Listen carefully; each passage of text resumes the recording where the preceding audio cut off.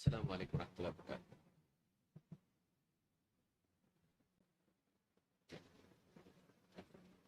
ان الحمد للہ نحمده ونستعینه ونستغفره ونعوذ باللہ من شرور انفسنا ومن سیئات اعمالنا من يهده الله فلا مضل له ومن يضلل فلا هادي له واشهد ان لا اله الا الله وحده لا شريك له واشهد ان محمدا عبده ورسوله اما بعد فان خير الحديث كتاب الله وخير الهدي هدي محمد صلی اللہ علیہ وعلى آلہ وسلم وشر الأمور محدثاتها وكل محدثة بدعة وكل بدعة ضلالة وكل ضلالة في النار۔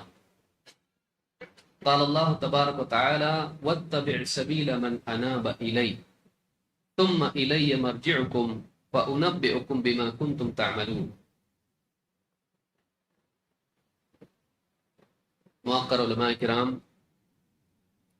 جماعت و جمعیت کے ذمہ داران، قریب و بعید سے آئے ہوئے میرے محترم دینی بھائیوں، نوجوان ساتھیوں اور قابل احترام مابین، منہج سلف کے بنیادی اصول اس عنوان کے تحت آج اس مجلس میں مسجد توحید میں ہم جمع ہیں۔ سوال یہ ہے کہ اس عنوان کی اہمیت کیا ہے اور اس دور میں خصوصی طور پر اس عنوان کی کیوں ضرورت ہے۔ پھر مزید یہ کہ اس عنوان کے جو اجزاء ہیں، منہج اور سلف، جو کہ اس عنوان کا بنیادی حصہ ہے، اس کے کیا معنی ہیں۔ قرآن کریم میں اللہ رب العالمین نے سورۃ الفاتحہ میں ہم لوگوں کو ایک دعا سکھائی، اہدنا الصراط المستقیم۔ اے اللہ ہمیں صراط مستقیم کی رہنمائی عطا فرما، صراط مستقیم کی ہدایت دے، صراط مستقیم پر چلا جمع، ہمیں سیدھا راستہ دکھا۔ مختلف تعبیرات اس آیت کی جا سکتی ہیں، مختلف الفاظ میں اس کا ترجمہ کیا جا سکتا ہے، لیکن یہ جو دعا ہے اس میں ہم کو اللہ تعالیٰ نے ساری چیزیں چھوڑ کر ایک بہت ہی اہم چیز کی دعا سکھائی۔ معلوم ہوا کہ مانگنے کا جب وقت آیا تو اللہ تعالیٰ نے ہم کو سیدھے راستے کی رہنمائی اور ہدایت کی دعا سکھائی، اور اتنا ہی نہیں کہ اس کو ہمارے لیے لازم کر دیا کہ ہم ہر نماز میں، چاہے وہ امام ہو، مقتدی ہو، فرض نماز ہو، سنت نماز ہو، نوافل ہوں، عید کی نماز ہو، جنازے کی نماز ہو، جتنی بھی نمازیں ہیں، ان تمام نمازوں میں سارے مسلمان امام و مقتدی اس دعا کو مانگے، اہدنا الصراط المستقیم۔ کوئی ایسی چیز جو اتنی زیادہ اہم نہ ہو، اس کا اتنا زیادہ اہتمام نہیں کیا جاتا ہے۔ جب اس کی اتنی تاکید ہے کہ اس کے بغیر تمہاری نماز نہیں ہوگی، لا صلاۃ لمن لم یقرأ بفاتحۃ الکتاب، اس کی نماز ہی نہیں جو نماز میں فاتحۃ الکتاب یعنی سورۃ الفاتحہ نہ پڑھے۔ ظاہر بات ہے کہ اس سورت میں جہاں اللہ کی حمد و ثنا اور اپنی بندگی کا اقرار، اس کی تجدید ہے، وہیں اللہ رب العالمین سے آخر میں دعا بھی ہے۔ معلوم ہے کہ جب تک ہم صراط مستقیم کی رہنمائی اور ہدایت اور ثبات اللہ سے نہیں مانگتے، ہماری نماز صحیح نہیں ہوتی ہے۔ یہ جو صراط مستقیم ہے، یہ سب سے بڑی ضرورت ہے۔ اس صراط مستقیم کا پانا اور اس پر جمے رہنا، یہ انسان کی سب سے بڑی ضرورت ہے۔ کیوں؟ اس لیے کہ اسی راستے پر چل کر ایک انسان اللہ سے قریب ہو سکتا ہے، اور اسی راستے پر چل کر ایک انسان آخرت میں جنت تک پہنچ سکتا ہے۔ اس کے بغیر جنت میں جانا ممکن نہیں۔ اور اس راستے کو چھوڑنے کے بعد انسان گمراہیوں میں چلا جاتا ہے، اللہ سے دور ہو جاتا ہے، جنت سے دور ہو جاتا ہے، جہنم سے قریب ہو جاتا ہے، بلکہ جہنم میں داخل ہو جاتا ہے۔ اس لیے اس راستے کا پانا دنیا میں سب سے بڑی کامیابی ہے۔ اگر اس سے بڑی کوئی چیز ہوتی تو اللہ تعالیٰ وہ مانگنے کے لیے کہتا۔ ہر مسلمان ہر نماز میں یہ مانگے، اور خصوصی طور پر اس سورت کو پورے قرآن میں سب سے پہلے رکھا گیا۔ اسے ام القرآن یا ام الکتاب کہا گیا۔ یہ ایسی سورت ہے جس کو بار بار پڑھنے کی تلقین کی گئی، ہر نماز میں پڑھی جائے گی۔ والقرآن العظیم اس کو کہا گیا، السبع من المثانی کہا گیا۔ اس میں یہ جو دعا ہے، اہدنا الصراط المستقیم، اے اللہ ہم کو صراط مستقیم کی ہدایت دے۔ صراط مستقیم کیا ہے؟ صراط مستقیم کی تفصیل اسی صورت میں، صراط الذین انعمت علیہم، ان لوگوں کے راستے کی ہدایت دے جن پر تو نے انعام کیا، غیر المغضوب علیہم، ان کے راستے پہ اللہ ہم کو مت چلنے دے جن پر تیرا غضب ہوا، جن پر تو غصہ ہوا، ولا الضالین، اور اللہ ان کے راستے پر بھی ہم کو جانے سے بچا جو سیدھے راستے سے صراط مستقیم سے بھٹک گئے۔ معلوم ہے کہ اللہ رب العالمین نے صراط مستقیم کی دعا سکھائی تو اس کے تعارف کے لیے، اس کی تفصیل کے لیے رجال کا ذکر کیا۔ اس پر غور کریں، کس کا راستہ؟ تو اللہ تعالیٰ نے کچھ پرنسپلز نہیں بتائے، اللہ تعالیٰ نے سیدھے لوگوں کا تذکرہ کیا۔ کن کا راستہ؟ کون سا راستہ؟ سیدھا راستہ کون سا؟ ان لوگوں کا راستہ۔ تو یہاں لوگوں کا ذکر آ رہا ہے، صراط الذین انعمت علیہم، صراط مستقیم کی تعریف، اس کی توضیح کی تو لوگوں کے ذریعے سے کی، اور اس کا انجام بتایا، ان لوگوں کا راستہ جن پر تو نے انعام کیا۔ معلوم ہے کہ اس راستے پر چلنے والا اللہ کے انعام کا حقدار بنتا ہے، اور اس راستے پر چلنے والے لوگ جو اس سے پہلے گزرے ہیں اللہ کے انعام کے مستحق تھے۔ کون لوگ ہیں وہ؟ قرآن کریم میں دوسری جگہ پر اللہ نے فرمایا کہ یہ لوگ کون ہیں؟ من النبیین والصدیقین والشہداء والصالحین، کہ نبیوں میں سے ہیں، یعنی نبی ہیں، من النبیین والصدیقین، سچے صدیق، شہداء اور صالحین۔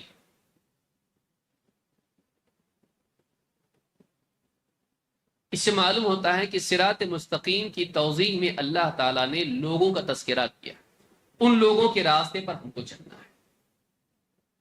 یہ وہ راستہ ہے جس پر سارے نبی چلے، اس پر صدیقین چلے۔ صدیق کون؟ جو قول و عمل میں اور دل کی گہرائیوں سے اپنے اعتقاد میں سچا ہو، جو حق کو مانتا ہو، حق بولتا ہو، حق کے راستے پر چلتا ہو، اس کو صدیق کہتے ہیں۔ سچائی ظاہر و باطن میں اس کے۔ شہید جو اللہ کے دین کا گواہ ہو، اور اگر وقت آئے تو اپنی جان بھی اللہ کے دین کی خاطر اللہ کی رضا کے لیے دینے کے لیے تیار ہو، وہ زمین پر اللہ کے حق کا گواہ ہوتا ہے۔ صالحین نیک لوگ جن کی زندگی میں صالحیت ہو، جن کی زندگی میں ایمان اور تقوی ہو۔ تو صراط مستقیم کے تعلق سے اور انعام یافتہ لوگوں کے تعلق سے اللہ تعالیٰ نے لوگوں کا ذکر کیا، ان لوگوں کے راستے پر ہم کو چلا، اور جس راستے سے بچنا ہے بتا، ان لوگوں کے راستے سے بچا جن پر تیرا غصہ ہوا اور جو راستے سے بھٹک گئے۔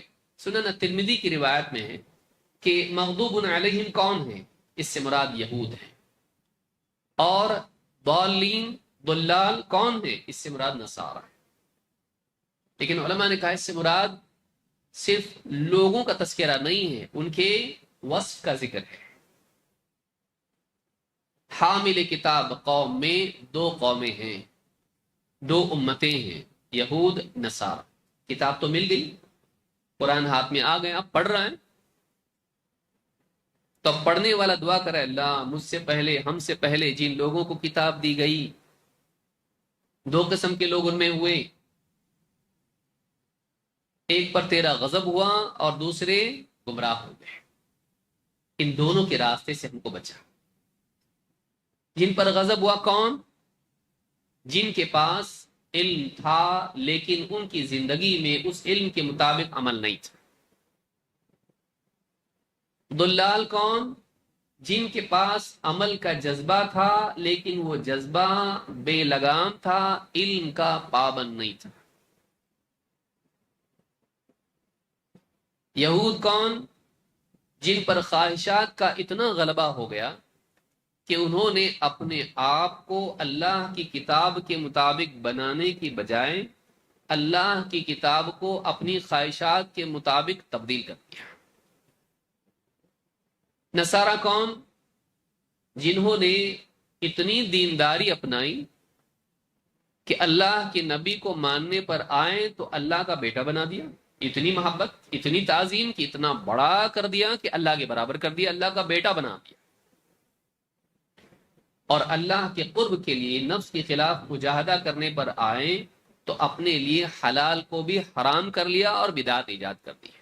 وَرَهْبَانِيَّةً ابْتَدَعُوهَا، رہبانیت ایجاد کر دی، نکاح حرام، اچھے لباس حرام، اچھے کھانے حرام، اللہ نے جس کو حلال کر رکھا تھا اس کو بھی حرام کر دیا۔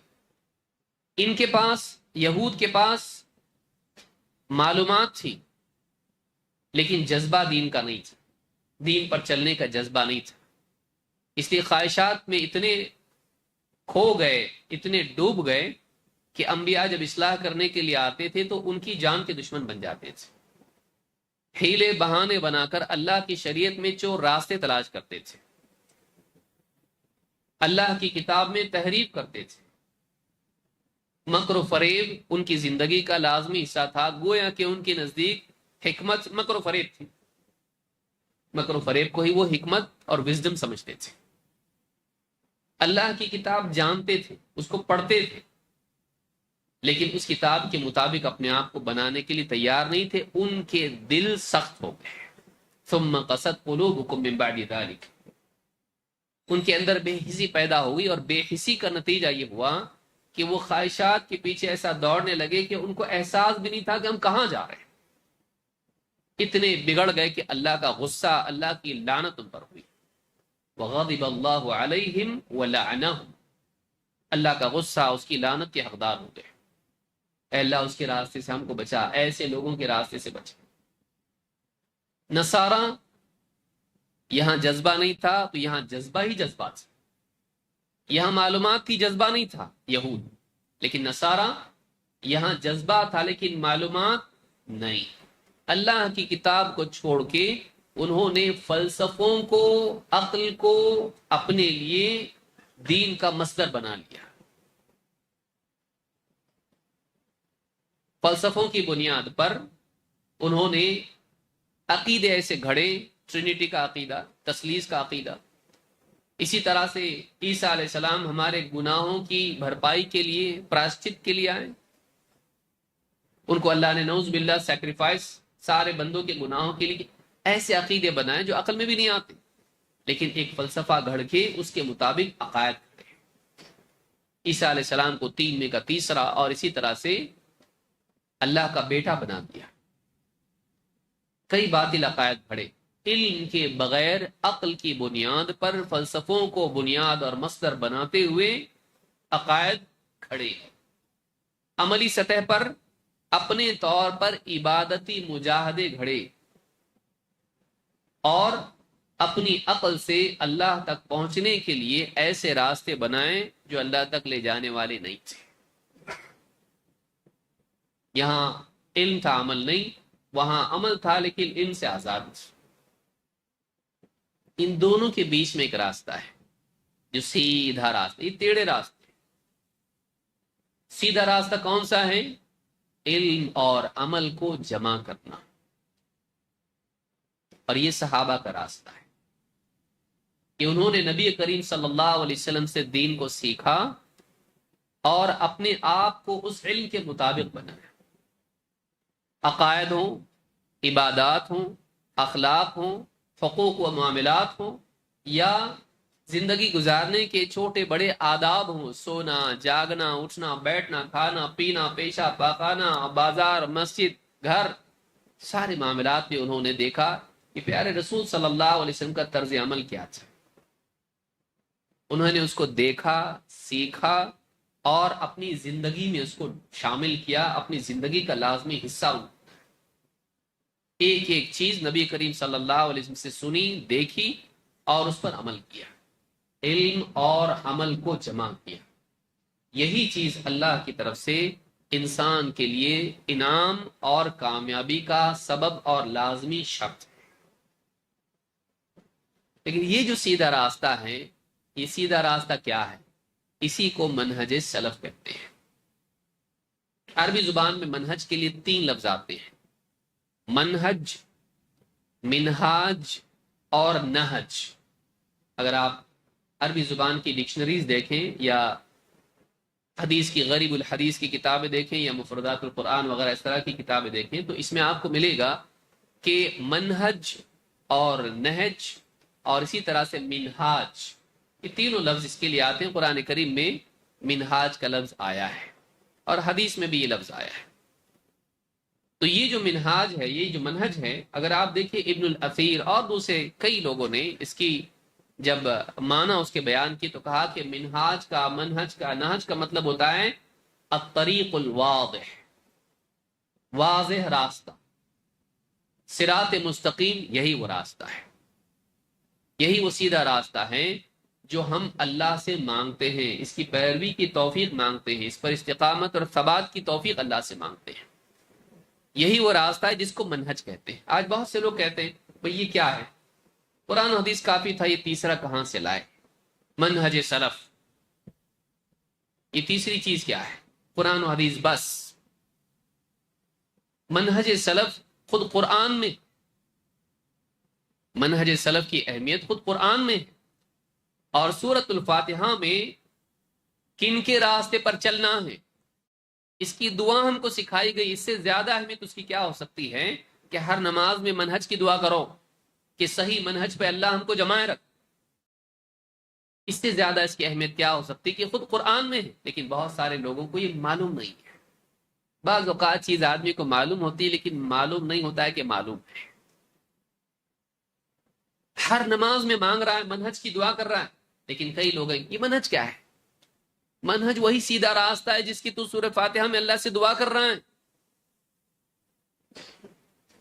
और उस दुआ में मांग रहा है अल्लाह उन लोगों के रास्ते पर चला जिन पर तेरा इनाम हुआ। क्या ये तलाश करने की जरूरत नहीं कि किन पर इनाम हुआ? और वो तो हमसे पहले गुजरे हैं ना, इन्हीं को तो सलफ कहते हैं। सलफ किसको कहते हैं? सलफ उनको कहते हैं जो हमसे पहले लोग गुजरे हैं।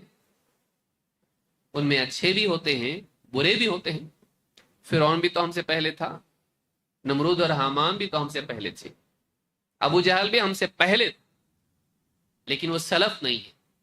वो इस एतबार से सलफ नहीं है क्योंकि हम कहते हैं अस्सलफुस सालिह, नेक सलफ।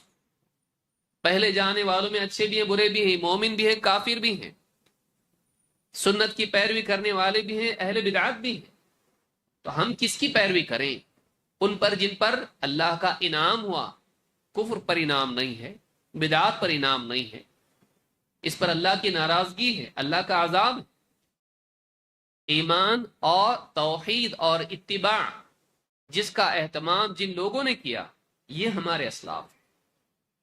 इसलिए हम कहते हैं अस्सलफुस सालिह, हमारे सलफ सालिहीन। तो यही सलफ है जिनके बारे में हमको सूरतुल फातिहा में बताया गया कि अल्लाह उनके रास्ते पर चला जिन पर तूने इनाम किया। अल्लाह का इनाम यूं ही होता है? नहीं। उनकी जिंदगी सही रास्ते पर थी, वो सही तरीक पर थे, उनकी जिंदगी सही थी, इसलिए अल्लाह ने उन पर इनाम किया। लिहाजा सूरतुल फातिहा में मनहजे सलफ की पैरवी की दुआ अल्लाह ने हमको सिखाई है। यानी इतनी अहम चीज है कि न सिर्फ ये कि इसका एहतमाम करना है, बल्कि इसके लिए अल्लाह ताला से दुआ मांगनी है कि कहीं हम भटक न जाएं, इस रास्ते से भटक न जाएं। قرآن کریم میں اللہ تعالیٰ نے فرمایا وَاتَّبِعْ سَبِيلَ مَنْ أَنَابَ إِلَيَّ، اور اس شخص کے راستے کی پیروی کر جو میری طرف متوجہ ہوا، میری طرف بڑھا، میری طرف اس نے رجوع کیا، میری طرف لوٹ آیا۔ یہاں بھی آپ دیکھیں کہ افراد اور اشخاص کی طرف اشارہ کیا جا رہا ہے۔ وہ شخص جو میری طرف پلٹا، میری طرف جس نے رجوع کیا، اس کے راستے کی پیروی کر۔ راستہ بتانے کے لیے لوگ بتائے جا رہے ہیں، راستہ بتانے کے لیے ایک تو راستہ ہے، لیکن کس کا راستہ ہے؟ وہ جس نے میری طرف رجوع کیا، میری طرف پلٹ آیا، مجھ سے دور نہیں گیا، اس راستے پر نہیں چلا جو مجھ سے دور لے جاتا ہے، جو میری طرف بڑھا، میری طرف متوجہ ہوا، مجھ سے قریب ہوا، میری طرف پلٹ آیا، اس کے راستے کی پیروی کر۔ تو معلوم ہے کہ قرآن کریم میں اللہ رب العالمین نے کچھ لوگوں کا راستہ ہے، ان کے راستے کی پیروی کر، اس کی تلقین کی، لیکن وہ کون ہے؟ اس سورہ لقمان کی آیت امام القرطبی رحمہ اللہ فرماتے ہیں اس کی تفسیر میں وَهَذِهِ سَبِيلُ الْأَنْبِيَاءِ وَالصَّالِحِينَ، یہ کن لوگوں کا راستہ ہے؟ سبیل من اناب الی، اناب کا مطلب ہوتا ہے لوٹنا، پلٹنا، رجوع کرنا، متوجہ ہونا۔ توبہ عموماً گناہ کے ساتھ ہوتی ہے، لیکن نیک انسان بھی بار بار غفلت سے اللہ کی طرف ذکر کے ساتھ پلٹتا ہے اور اللہ کی طرف اعمال صالحہ کے ذریعے لوٹتا ہے، غور و فکر کے ذریعے، تدبر کے ذریعے، دعاؤں کے ذریعے، اللہ کی یاد کے ذریعے بار بار اللہ کی طرف پلٹ آتا ہے۔ اس کو بھی انابت کہا جاتا ہے۔ تو کہا کہ وَاتَّبِعْ سَبِيلَ مَنْ أَنَابَ إِلَيَّ، اس کے راستے کی پیروی کر جو میری طرف لوٹا، میری طرف بڑھا، میری طرف متوجہ ہوا۔ کہتے ہیں هَذِهِ سَبِيلُ الْأَنْبِيَاءِ وَالصَّالِحِينَ، یہ نبیوں اور نیک لوگوں کا راستہ ہے۔ لیجئے قرآن کریم میں اللہ تعالیٰ نے نبیوں اور نیک لوگوں کے راستے کی پیروی کا حکم دیا ہے، لیکن یہاں آپ دیکھیں گے یہاں سبیل مفرد آیا ہے، ایک لفظ ہے، ایک راستہ، انیک راستے نہیں ہیں، کئی راستے نہیں ہیں، راستہ ایک ہی ہے۔ سارے نبیوں کا راستہ، صالحین کا راستہ، کتنے راستے ہیں؟ ایک۔ قرآن کریم میں بھی اللہ نے فرمایا وَأَنَّ هَذَا صِرَاطِي مُسْتَقِيمًا فَاتَّبِعُوهُ وَلَا تَتَّبِعُوا السُّبُلَ فَتَفَرَّقَ بِكُمْ عَنْ سَبِيلِهِ، یہ میرا سیدھا راستہ ہے۔ وَأَنَّ هَذَا صِرَاطِي مُسْتَقِيمًا، یہ میری صراط مستقیم ہے۔ فَاتَّبِعُوهُ، تم اسی راستے پر چلتے رہو۔ وَلَا تَتَّبِعُوا السُّبُلَ، سبیل کی جمع ہوتا ہے سبل، لیکن آپ دیکھیں پہلے اللہ نے سبیل کی اضافت اپنی طرف کی ہے، میری سیدھی راہ، میری سبیل۔ وَأَنَّ هَذَا صِرَاطِي مُسْتَقِيمًا، صراط اس کو کہا، یا جیسے دوسری آیت میں کہا قُلْ هَذِهِ سَبِيلِي، نبی کی طرف نسبت کی اس کی، لیکن یہاں سبل کی نسبت کسی کی طرف نہیں، اور وہ جمع۔ وَلَا تَتَّبِعُوا السُّبُلَ، اور دوسرے راستوں میں نکل مت جانا، اللہ کے راستے کو، اللہ کی سبیل کو چھوڑ کے دوسری راہوں میں مت نکل جانا۔ کیا ہوگا؟ فَتَفَرَّقَ بِكُمْ عَنْ سَبِيلِهِ، وہ تم کو اللہ کی راہ سے، اللہ کے راستے سے دور کر دیں گے۔ معلوم ہے کہ کسی اور راستے پر جب آدمی چلتا ہے تو اللہ کے راستے سے دور ہو جاتا ہے، گمراہ ہو جاتا ہے، اللہ سے دور ہو جاتا ہے۔ تو یہاں پر معلوم ہوا کہ اللہ کی طرف بڑھنے والے کے راستے پر چل، وہ کون ہے؟ امام قرطبی کے مطابق وہ نبی اور صالحین ہیں۔ ابن قیم رحمۃ اللہ علیہ کیا فرماتے ہیں؟ فرماتے ہیں قولہ تعالی وَاتَّبِعْ سَبِيلَ مَنْ أَنَابَ إِلَيَّ، اس کے راستے پر چل جو میری طرف بڑھا۔ کہتے ہیں وَكُلٌّ مِّنَ الصَّحَابَةِ مُنِيبٌ إِلَى اللَّهِ فَيَجِبُ اتِّبَاعُ سَبِيلِهِ، ہر صحابی، نبی صلی اللہ علیہ وسلم کا ہر صحابی اللہ کی طرف بڑھنے والا تھا، جو اللہ کی طرف منیب تھا، لہذا صحابہ کے راستے کی پیروی کرنا واجب ہے۔ کون کہہ رہا ہے؟ حافظ ابن قیم رحمۃ اللہ علیہ، جو ابن تیمیہ رحمۃ اللہ علیہ کے شاگرد ہیں۔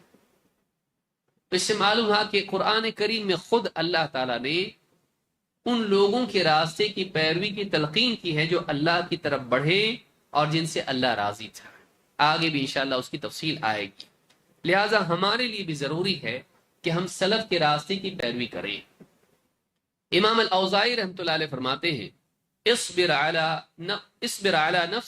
نفسک علی السنہ، کہ سنت کے راستے پر اپنے آپ کو جمائے رکھ، سنت کے راستے پر اپنے آپ کو جمائے رکھ. وقف حیث وقف القوم، اور وہاں رک جا جہاں قوم رک گئی. تو اس سے پہلے جو اسلاف گزرے ہیں جس راستے پر چلیں اس پر چل، سنت پر جمع رہیں، اور جہاں انہوں نے وقوف کیا رک گئے، اس سے آگے نہیں جانا، اللہ کے بارے میں یہ گفتگو نہیں کرنا، تقدیر کے مسئلے میں ایسی بحث نہیں کرنا، فلاں چیز نہیں کرنا، بدعات سے رک جانا. جہاں وہ رک گئے تو بھی رک جا. وَاسْلُكْ سَبِيلَ سَلَفِكَ الصَّالِحِ، سلف جو تیرے سلف صالح ہیں ان کے راستے کی پیروی کر. دیکھیں یہاں پر کیا قید آئی، سلفک الصالح، نیک اسلاف جو تجھ سے پہلے گزرے ہیں ان کے راستے پر چل. فَإِنَّهُ يَسْعُكَ مَا وَسِعَهُمْ، اس لیے کہ ان کے لیے جتنا دین کافی تھا وہ تیرے لیے کافی ہے، نیا کچھ نکالنے کی ضرورت نہیں. جتنا دین جتنی دینداری ان کے لیے کافی تھی، جس عقیدے پر جس دین کے فہم پر وہ لوگ تھے تیرے لیے اتنا دین کافی ہے، نیا نکالنے کی ضرورت نہیں. وَقُلْ بِمَا قَالُوا وَكُفَّ عَمَّا كُفُّوا وَكُفَّ عَمَّا كَفُّوا، جو انہوں نے کہا جس قول کے قائل وہ تھے تو بھی وہی بول، نئی بات مت بول. اور جس چیز کے بولنے یا کرنے سے وہ رک گئے تو بھی رک جا، تو بھی رک جا. اور کہتے ہیں وَلَوْ كَانَ هَذَا خَيْرًا مَا خُصِصْتُمْ بِهِ دُونَ أَسْلَافِكُمْ، اگر یہ جو آج لوگوں نے بدعتیں ایجاد کی ہیں اگر یہ خیر ہوتا، یہ چیزیں خیر ہوتی تو اللہ تعالی ان کو چھوڑ کے تم کو اس کے لیے خاص نہیں کرتا. ما خصصتم به دون اسلافکم، یعنی وہ نہیں کر رہے ہیں اور تم کر رہے ہو، اللہ نے تم کو توفیق دی اور ان کو نہیں دی، ایسا نہیں ہوتا. فإنهم لم يدخر عنهم خير خبئ لكم دونهم لفضل عندكم، اس لیے کہ ایسا نہیں ہو سکتا ہے. فإنهم لم يدخر عنهم خير خبئ لكم، ایسا نہیں ہو سکتا ہے کہ اللہ تعالیٰ ان سے کچھ چھپا کے رکھے اور تم کو عطا کرے، ایسا نہیں ہو سکتا ہے. لفضل عندکم، اس لیے کہ تمہاری کوئی فضیلت ہے. یعنی آج آدمی کہتا ہے نا کہ ایک ایسی چیز ہے جو آج سے پہلے کسی کی سمجھ میں نہیں آئی، میں نے قرآن میں غور کیا تو یہ نقطہ مجھ کو ملا جو آج سے پہلے کسی نے بھی نہیں کہا. 1400 سال میں کسی کی سمجھ میں اس آیت کا مطلب نہیں آیا، میں آپ کے سامنے پیش کر رہا ہوں، لیجئے اور خوش ہو جائیے. ایسا نہیں ہو سکتا ہے کہ ہمارے اسلاف کو قرآن و سنت کا معنی سمجھ میں نہ آیا ہو اور بعد کے دور میں لوگوں کو سمجھ میں آیا ہو کہ چونکہ موسیٰ علیہ السلام نے فرعون سے نجات کا دن روزے کے لیے مخصوص کیا تو آج ہم نبی صلی اللہ علیہ وسلم کی پیدائش کے دن کو جلوس کے لیے مخصوص کریں، اس لیے کہ وہ نعمت تھی تو یہ بڑی نعمت ہے. آدمی اپنی طرف سے کچھ نکالے اور یہ کہے کہ دیکھو قرآن میں ہے، حدیث میں ہے، وَأَمَّا بِنِعْمَةِ رَبِّكَ فَحَدِّثْ، تو ہم خاص کریں ایک دن جس میں نبی کریم صلی اللہ علیہ وسلم کی شان بیان کریں اور آپ کی پیدائش کا دن ہو. اللہ نے تو کہا ہے نا کہ اللہ کی نعمت بیان کرو، تو نبی صلی اللہ علیہ وسلم سے بڑھ کے کیا نعمت ہوگی. ہم بیان کریں گے آپ کے اوصاف اور آپ کے فضائل اور آپ کی زندگی کے حالات اور آپ کی نعتیں اور سب کچھ، اس کے لیے دن خاص کریں گے. اگر یہ خیر ہوتا تو امام الاوزاعی کہتے ہیں کہ اللہ صحابہ کو چھوڑ کے تم کو اس کی توفیق دے، ایسا نہیں ہوتا ہے. تمہارے اندر کیا فضیلت ہے جو ان کو نہیں ملا اور تم کو ملے گا.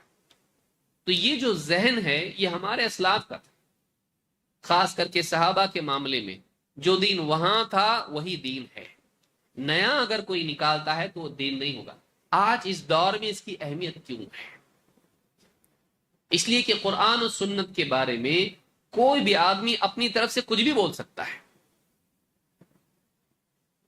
قرآن سنت کے عقائد ہو یا اسی طرح سے اعمال احکام ہو، عقائد کی یا آیات کی یا نصوص کی تفہیم اور احکام کی عملی تطبیق، ان دونوں کے باب میں ضروری ہے کہ ہم سلف کو دیکھیں۔ کوئی بھی آدمی قرآن میں کوئی آیت پڑھ لیا، ایک دور میں ایسا بھی دور تھا جب ڈاروین کی تھیوری بہت عام ہو رہی تھی، اس زمانے میں بعض لوگوں نے قرآن سے تھیوری آف ایوولوشن ثابت کرنے کی کوشش کی۔ قرآن بھی من صلصال من حمأ مسنون، انہوں نے بتا دو کہ کیچڑ جو ڈاروین کا پونڈ تھا نا، اس میں اس نے بتایا کہ یہاں سے ہاں بیکٹیریا سے، پھر اس سے مونو سیلولر سے چیزیں بنتے بنتے بنتے انسان بنا، بندر سے انسان بنا۔ وہ جو پوری تھیوری ہے اس کو ثابت کرنے کے لیے نصوص کو انہوں نے بیان کیا۔ دیکھو یہ فٹ ہوتا ہے وہاں پہ، اپنی عقل سے انہوں نے زبردستی قرآن پر ڈاروین کی تھیوری کو لادنے کی کوشش کی۔ ایسا ہو سکتا ہے کہ کوئی آدمی اپنے مفروضات کو اپنی عقل میں جو ہے قرآن میں سے نکالنے کی کوشش کرے، قرآن میں سے۔ اب صوفیوں نے کتنا کیا؟ صوفیوں نے کیا کیا؟ صوفیوں کی یہاں پہ مثال کے طور پر سب سے کٹ کٹا کے خانقاہوں میں پہاڑوں پر جا کر رہنا، اور اسی طرح سے حق ہو، اللہ ہو، اللہ ہو، اس طرح کے مختلف اذکار ہیں، اشغال جس کو کہتے ہیں کہ داہنے ہاتھ سے بائیں پاؤں کا انگوٹھا پکڑو اور بائیں ہاتھ سے دائیں پاؤں کا انگوٹھا پکڑو اور گردن جھکاؤ، سینے کی طرف لے جاؤ، لا الہ الا اللہ، اس طرح سے۔ اور پھر اس کے بعد میں کچھ گنتی ہو جانے کے بعد میں اللہ اللہ اللہ، یا اس طرح سے الا اللہ الا اللہ الا اللہ کہنا، یا حق ہو اس طرح سے کہنا۔ ساری چیزیں انہوں نے کی۔ اہل بدعت کا طریقہ یہ ہوتا ہے کہ پہلے عقیدہ اور عمل گھڑتے ہیں، پھر اس کے لیے دلیل ڈھونڈتے ہیں۔ اہل سنت کا طریقہ یہ ہوتا ہے کہ پہلے دلائل جمع کرتے ہیں اور اس سے حکم لیتے ہیں، اس سے کیا نکلتا ہے۔ اب انہوں نے یہ بنا تو لیا جس کو شغل یا اشغال کہتے ہیں، پھر اس کی دلیل بیان کی۔ آگے تو قرآن میں وَاذْكُرِ اسْمَ رَبِّكَ وَتَبَتَّلْ إِلَيْهِ تَبْتِيلًا، وَاذْكُرِ اسْمَ رَبِّكَ، اپنے رب کے نام کا ذکر کر۔ رب کا نام کیا ہے؟ اللہ کا، اللہ اللہ اللہ اللہ، قرآن میں نہیں ہے۔ قرآن میں کیا اللہ نے کہا؟ وَاذْكُرِ اسْمَ رَبِّكَ، تیرے رب کے نام کا ذکر کر۔ رب کا نام کیا ہے؟ کسی سے بچے سے بھی آپ پوچھو کیا ہے، کیا بولے گا وہ؟ اللہ۔ تو رب کے نام کا ذکر کر، اللہ اللہ اللہ۔ اگر کوئی کہے تو غلط ہے یا نہیں ہے، کیسے معلوم پڑے گا؟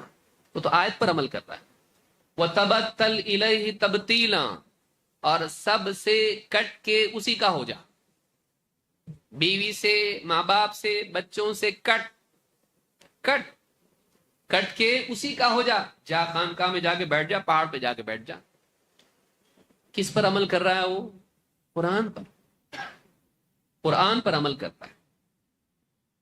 اور آپ نے حدیث بھی سنی ہوگی، قیامت اس وقت تک قائم نہیں ہوگی جب تک کہ زمین پر اللہ اللہ کہنے والا ہوگا، جب تک زمین پر اللہ کا نام لینے والا ہوگا۔ تو دیکھیے قیامت تک یہ ذکر چلے گا ہمارا، ہم ہی لوگ ہیں۔ اللہ کہنے والا زمین پر جب تک ہوگا قیامت قائم نہیں ہوگی۔ تو کہا دیکھیے یہ تو ذکر حدیث سے بھی ثابت ہوا، قرآن سے بھی ثابت ہوا اور حدیث سے بھی۔ خوارج نے کیا کیا؟ اس سے آگے بڑھے، پہلا فرقہ، انہوں نے اپنے لیے کچھ کیا۔ خوارج نے اس کی بنیاد پر تکفیر کی، کس کی؟ علی ابن ابی طالب رضی اللہ تعالیٰ عنہ کی۔ قرآن کی آیت جب حضرت علی نے کہا، جب ان کے سامنے بات پیش کی گئی کہ حضرت معاویہ کی طرف سے ایک حکم ہو، آپ کی طرف سے ہو، اور بیٹھ کے وہ لوگ فیصلہ کریں گے، اور وہ جو فیصلہ کریں گے اس پر دونوں راضی ہو جائیں گے۔ حضرت علی نے بھی راضی ہو گئے، حضرت معاویہ بھی راضی ہو گئے۔ خوارج الگ ہو گئے اس میں سے۔ خوارج نے کہا نہیں، یہ جو مسئلہ ہے دین کا ہے، شریعت کا مسئلہ ہے، اور بیٹھ کے حکم اس کو طے کریں گے۔ قرآن میں اللہ نے کیا فرمایا؟ ان الحکم الا للہ، حکم تو اللہ کا ہے، حکم اللہ کا چلے گا۔ ومن لم يحكم بما انزل الله فاولئك هم الكافرون، جو اللہ کے نازل کیے ہوئے کے مطابق فیصلہ نہ کرے کافر ہیں وہ لوگ. اللہ کے نازل کیے ہوئے کے مطابق فیصلہ نہ کرے وہ کیا ہیں؟ کافر ہیں. کس کو کافر بنا دیا؟ حضرت علی رضی اللہ تعالیٰ کو، جن کے بارے میں اللہ کے نبی صلی اللہ علیہ وسلم نے کہا کہ تمہاری نسبت مجھ سے ویسی ہے جیسے موسیٰ سے کس کی تھی؟ ہارون کی، لیکن میرے بعد کوئی نبی نہیں. تو آپ غور کریں کہ آپ نے اپنے پیچھے حضرت علی کو جب چھوڑا، آپ ایک جنگ میں جا رہے تھے تو حضرت علی رونے لگے کہ ہاں آپ مجھ کو پیچھے چھوڑ کے جا رہے ہیں. تو آپ نے کہا کہ تمہاری نسبت مجھ سے ویسی ہے جیسے ہارون کی موسیٰ سے تھی، لیکن میرے بعد کوئی نبی نہیں. ایسی شخصیت جو اتنی قریب نبی صلی اللہ علیہ وسلم کی، اتنی معتمد، ان کو کیا کر دیا؟ کافر بنا دیا. کس بنیاد پر؟ بغیر دلیل کے. بغیر دلیل کے نہیں تھا، دلیل تھی ان کے پاس، اور دلیل بھی کیسی تھی؟ ایک دم سپر، قرآن کی دلیل. قرآن سے بڑھ کے کیا ہے؟ سب سے اوپر. اس کی بنیاد پر کس کو کافر قرار دیا؟ حضرت علی کو، بلکہ ان لوگوں کو بھی جو ان کے ساتھ تھے. کیسے ہوا ہے؟ قرآن ہے نا، قرآن ہو کے بھی گمراہ. معتزلہ کو آپ دیکھیں، انہوں نے اللہ کی صفات کا انکار کر دیا، بلکہ اللہ کی رؤیت کا انکار کر دیا. اللہ کی رؤیت کا انکار کر دیا. اللہ کو نہیں دیکھ سکتے، اللہ کو دیکھ ہی نہیں سکتے. اب کیا کیا؟ قرآن میں اللہ نے فرمایا وجوہ یومئذ ناظرہ الی ربها ناظرہ. قیامت کے دن چہرے روشن ہوں گے، تر و تازہ ہوں گے، اپنے رب کی طرف دیکھ رہے ہوں گے. یہ آیت تھی، لیکن اس کے باوجود کہا نہیں. دوسری آیت کیا ہے؟ موسیٰ علیہ السلام نے جب اللہ سے مطالبہ کیا دیکھنے کا، اے اللہ تیرا دیدار میں کرنا چاہتا ہوں، ربی ارنی انظر الیک، اے اللہ میں تیرا دیدار کرنا چاہتا ہوں. تو اللہ نے کیا فرمایا؟ قال لن ترانی، اے موسیٰ تو مجھ کو نہیں دیکھ سکتا. اب عربی زبان کے لوگ بڑے ماہر تھے. کہا کہ دیکھو عربی میں لن جو آتا ہے وہ تعبید کے لیے آتا ہے. لن کبھی نہیں. تو قرآن میں اللہ نے کیا کہا؟ تم مجھے نہیں دیکھ سکتے کبھی نہیں. لن ہمیشہ کے لیے ہوتا ہے، ایسا نہیں. وہ سمجھے، وہ اپنے سیاق میں بھی کبھی ہوتا ہے. تو کہا کہ ہمیشہ کے لیے، تو نہ دنیا میں دیکھ سکتے نہ آخرت میں. انہوں نے عربی کے گرامر اور ڈکشنری اور اس کی بنیاد پر، عربی کے الفاظ کی ترکیب کی بنیاد پر اتنا بڑا عقیدہ بنا دیا.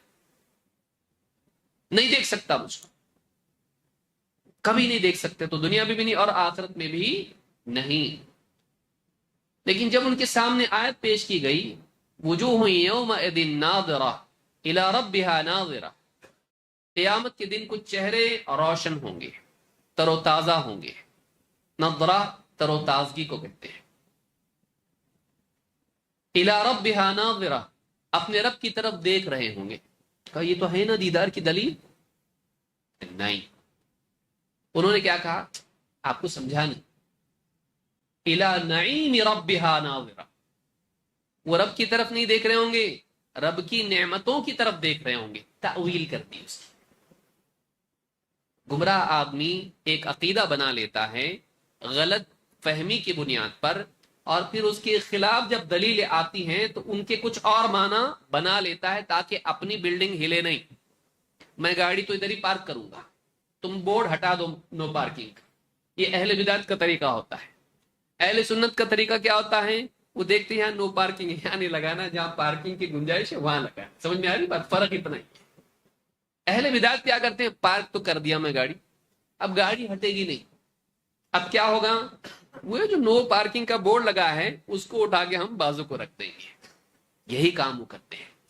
ایک عقیدہ، ایک فلسفہ قائم کر لیتے ہیں، اور اس کے بعد جب دیکھتے ہیں کہ دلائل اس سے ٹکرا رہے ہیں تو ایک دلیل کو لے کے عقیدہ قائم کرتے ہیں.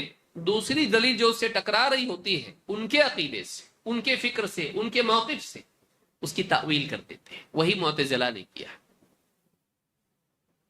کتنے فرقے ہیں، ان کی تاریخ. قدریہ کو آپ دیکھیے، تقدیر کا انکار کر دیا. اگر ہم ان کی تفصیل بیان کرتے چلے جائیں تو بہت وقت اس کے لیے درکار ہے. حاصل یہ ہے کہ انسان قرآن، تاریخ میں جتنے بھی فرقے گزرے ہیں، کوئی ایک فرقہ ایسا لائیے جس میں پڑھے لکھے لوگ نہیں تھے کہ انہوں نے قرآن یا حدیث سے دلیل نہیں دی. تو ایک فرقہ آپ بتائیے. تقریباً فرقے، آدمی کہیں نہ کہیں سے اس کو اپنی چاہت کی دلیل قرآن سے یا حدیث سے مل جاتی ہے، وہ اپنے مفروضات قائم کر لیتا ہے اور بولتا قرآن میں، یہ قرآن میں ہے، یہ حدیث میں، اور معنی وہ لیتا ہے جو اس کو سمجھ میں آ رہا ہے.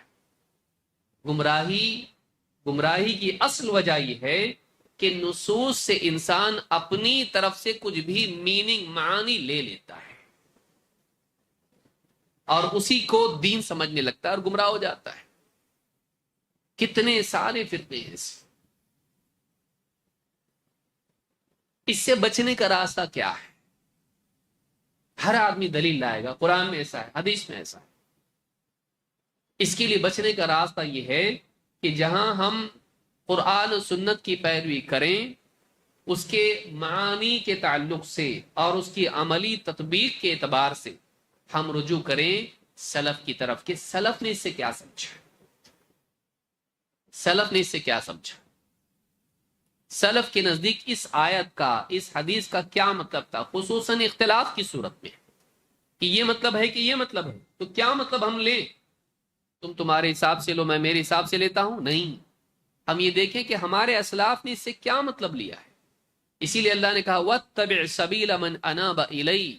اسی طرح فرمایا صراط الذین انعمت علیہم. اور ایسی کئی آیتیں اور کئی احادیث آپ کو ملیں گی جس سے آپ کو سمجھ میں آئے گا ما انا علیہ واصحابی.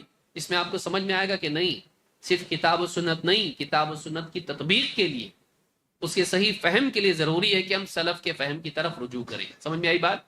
یعنی سلف کا فہم ضروری ہے، نہیں تو قیامت تک لوگ آتے رہیں گے اور قرآن و سنت سے اپنے من مانے معانی اخذ کرتے رہیں گے اور لوگوں کو گمراہ کر دیں گے.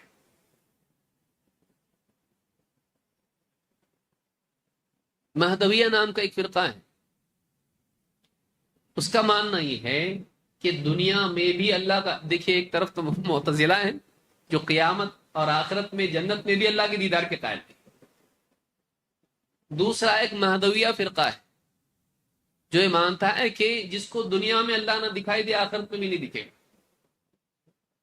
دلیل کیا ہے؟ قل هذه سبیلی ادعو الی اللہ علی بصیرۃ. وہ کہتے ہیں کہ بصیرت کا مطلب یہ ہے کہ دنیا میں اللہ دکھائی دے سکتا ہے. کہاں سے لائے بھائی؟ اور ان تعبد اللہ کانک تراہ. اللہ کی احسان کیا ہے؟ تو اللہ کی عبادت ایسے کرے گویا کہ تو اللہ کو دیکھ رہا ہے. کہتے دنیا میں بھی اللہ دکھائی دے گا. کہاں سے لائے؟ بڑا طبقہ ہے مہدویہ. محمد جون پوری جو ہے نا ان کے ماننے والے. اوپر جا کے آپ دیکھیں، پیچھے جا کے تو شیعہ سے یہ لوگ جا کے ملتے ہیں، ہندوستان میں ہے.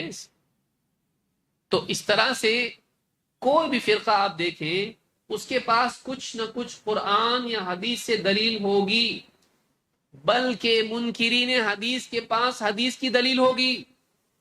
کتنا تعجب کی چیز ہے. ہاں آپ غور کریے، ان کا ایجنڈا کیا ہے؟ حدیث دلیل نہیں ہے، لیکن دلیل کس سے دے رہے ہیں؟ حدیث سے. کیا دلیل؟ کہ اللہ کے نبی صلی اللہ علیہ وسلم نے کہا تھا کہ جس نے بھی قرآن کے علاوہ کچھ لکھا ہے اس کو کیا کر دے؟ مٹا دے. تو دیکھو ثابت ہوا کہ حدیث دین میں اہم نہیں ہے. اگر ہوتی تو مٹانے کا حکم نہیں دیتے، قرآن کے ساتھ لکھنے سے منع نہیں کرتے. تو اب دلیل کس کی دے رہا ہے؟ حدیث کی. لیکن موقف وہ ہے جو حدیث کے خلاف. ایسے کتنے عقائد ہیں اور بہت گمراہ قسم کے عقائد بھی ہیں. کوئی قبر کا انکار کر رہا ہے، کوئی جادو کا انکار کر رہا ہے، وہ اپنے طور پر دین میں تأویلات کر رہا ہے اور دلیل کہیں نہ کہیں سے قرآن کی یا حدیث کی آپ کو پیش کر، کہیں نہ کہیں سے قرآن اور حدیث کی دلیل آپ کو پیش کر رہا ہے. قبر کا عذاب کا انکار کر رہا ہے. دلیل کیا ہے؟ دو دلیلیں بنیادی. نمبر ایک، قرآن میں کہیں اس کا ذکر نہیں، قرآن میں کہیں ذکر نہیں. دوسری دلیل، سورہ فاتحہ میں کیا کہا؟ مالک یوم الدین. آدمی عقل چلانا شروع کرے تو بہت چلاتا. مالک یوم الدین، بدلے کے دن کا مالک. تو بدلہ کب ہے؟ ہاں، کب ہے بدلہ؟ قیامت کے دن. پھر قبر میں پٹائی کیوں؟ تو قرآن کی اس آیت سے عذاب قبر ٹکراتا ہے ان کے نزدیک. آپ لوگ بھی سوچ رہے ہیں ہاں بات تو صحیح لگ رہی ہے. ہاں، قرآن میں بدلے کے دن کا مالک، تو بدلہ کب ہے؟ قیامت کے دن ہے. تو پھر دنیا میں بدلہ قبر میں کیوں؟ قیامت سے پہلے عذاب ہونا قرآن کی اس آیت سے غلط ثابت ہوتا ہے. لہذا عذاب قبر کی جتنی بھی حدیثیں ہیں قرآن سے ٹکرانے کی وجہ سے مردود. قاضی صاحب فیصلہ دے دیے. لیکن قاضی صاحب سے پوچھے اگر فرعون کو غرق کون کیا؟ قوم نوح سے لے کے جتنی بھی قوموں پر عذاب آیا کس وجہ سے آیا؟ ان کے گناہوں کی وجہ سے. تو بدلے کے دن کا مالک کون ہے؟ جب ان کے گناہ تھے. ہم تو غریب لوگ قبر کے عذاب کی بات کریں جو مرنے کے بعد ہے. مرنے سے پہلے عذاب آ رہا اللہ کا، وہ کس بنیاد پر آ رہا ہے؟ جو پٹائی ہو رہی ہے ان لوگوں کی وہ کیوں؟ تو دنیا میں آ رہا ہے. جب دنیا میں عذاب آ سکتا ہے تو قبر میں نہیں آ سکتا. غور و فکر نہیں کرتے ہیں. آدمی ایک مفروضہ قائم کر لیتا ہے، اس کے لیے اس کی منمانی دلیل کہیں نہ کہیں سے تاویلات کی میں ملبوس اس کو مل جاتی ہے، اور پھر اسی کو بنیاد بنا کے باقی سارے نصوص کی تاویلات کرنا شروع کر دیتا ہے. اس وجہ سے ضروری ہے کہ ہم یہ جو تفصیل سے میں بتا رہا ہوں، آج کے دور میں کوئی آدمی بول سکتا ہے میں قرآن حدیث بس ہو گیا، ہم اسی کے حساب سے چلتے ہیں. یہ کیا ہے سلف اور یہ کیا ہے رجال؟ ہم نحن رجال وہم رجال ونحن رجال. وہ بھی تو انسان تھے، ہم بھی انسان ہیں. ہم بھی سمجھیں گے قرآن کو اپنی طرف سے. قیامت تک کے لیے قرآن و سنت ہے بس، ہم کو کسی اور کی ضرورت نہیں. ایسے لوگ آئیں گے، ہیں ایسے لوگ. ایسے لوگ کیوں ہیں؟ ایسے لوگ اس لیے ہیں کہ وہ چاہتے ہیں کہ اپنے افکار کو دین کے طور پر، قرآن و سنت کے فہم کے طور پر لوگوں میں رائج کریں. وہ نہیں چاہتے کہ ان کی آئیڈیالوجی سینسر ہوں. غلط افکار کو، غلط آئیڈیالوجیز کو پکڑنے کے لیے ضروری ہے کہ ہم سلف کے منہج کو دیکھیں. یاد رہے گا یہ؟ اللہ تعالیٰ ہم سب کو سمجھ عطا فرمائے. تو سلف کے منہج کی پیروی کیوں ضروری ہے؟ وہ اس لیے ضروری ہے کہ اگر ہم سلف کے منہج کی پیروی نہ کریں، ان کے فہم کو نہ دیکھیں، بہت ممکن ہے قرآن و سنت پانے کے باوجود بھی ہم محروم رہیں. ہم سمجھ رہے ہوں کہ ہمارے پاس قرآن حدیث ہے، ہم قرآن کو سمجھ رہے ہیں، حدیث کو سمجھ رہے ہیں، لیکن ہم نہیں سمجھ رہے ہوں، ہم کچھ ہی مطلب دوسرا مطلب لے رہے ہیں اور ہم گمراہ ہو جائیں. اور ماضی میں جتنے آپ گمراہ فرقوں کو دیکھیں گے ان کا بگاڑ اسی فہم کے بگاڑ کا نتیجہ تھا. وہ سمجھ رہے تھے کہ ہم سمجھ رہے ہیں، لیکن نہیں سمجھ رہے تھے کہ نہیں سمجھ رہے ہیں. سمجھا؟ وہ سمجھ رہے تھے کہ ہم سمجھ رہے ہیں، لیکن نہیں سمجھ رہے تھے کہ نہیں سمجھ رہے ہیں، اور وہ غلط سمجھ رہے تھے. تو یہ بہت ضروری کہ ہم سمجھیں، ہمارے لیے ضروری کہ اس بات کو ہم سمجھیں. شیخ ابن عثیمین رحمہ اللہ فرماتے ہیں فکل سلفی کس کو کہتے ہیں؟ سلف کے منہج کی پیروی کرنے والا. اس کو کیا کہتے ہیں؟ سیلفی نہیں، اب بعض لوگ سلفی کہتے ہیں. سلفی نہیں، سلفی لام کے زبر کے ساتھ یا فتحہ کے ساتھ میں. سلفی اس کو کہتے ہیں جو سلف کے منہج کی پیروی کرے. شیخ ابن عثیمین رحمہ اللہ فرماتے فَكُلُّ مَنْ كَانَ عَلَى مِنْهَاجِ الصَّحَابَةِ وَالتَّابِعِينَ وَالتَّابِعِيهِمْ بِإِحْسَانٍ، ہر وہ شخص جو صحابہ، تابعین اور تبع تابعین کے راستے پر منہاج پر ہو.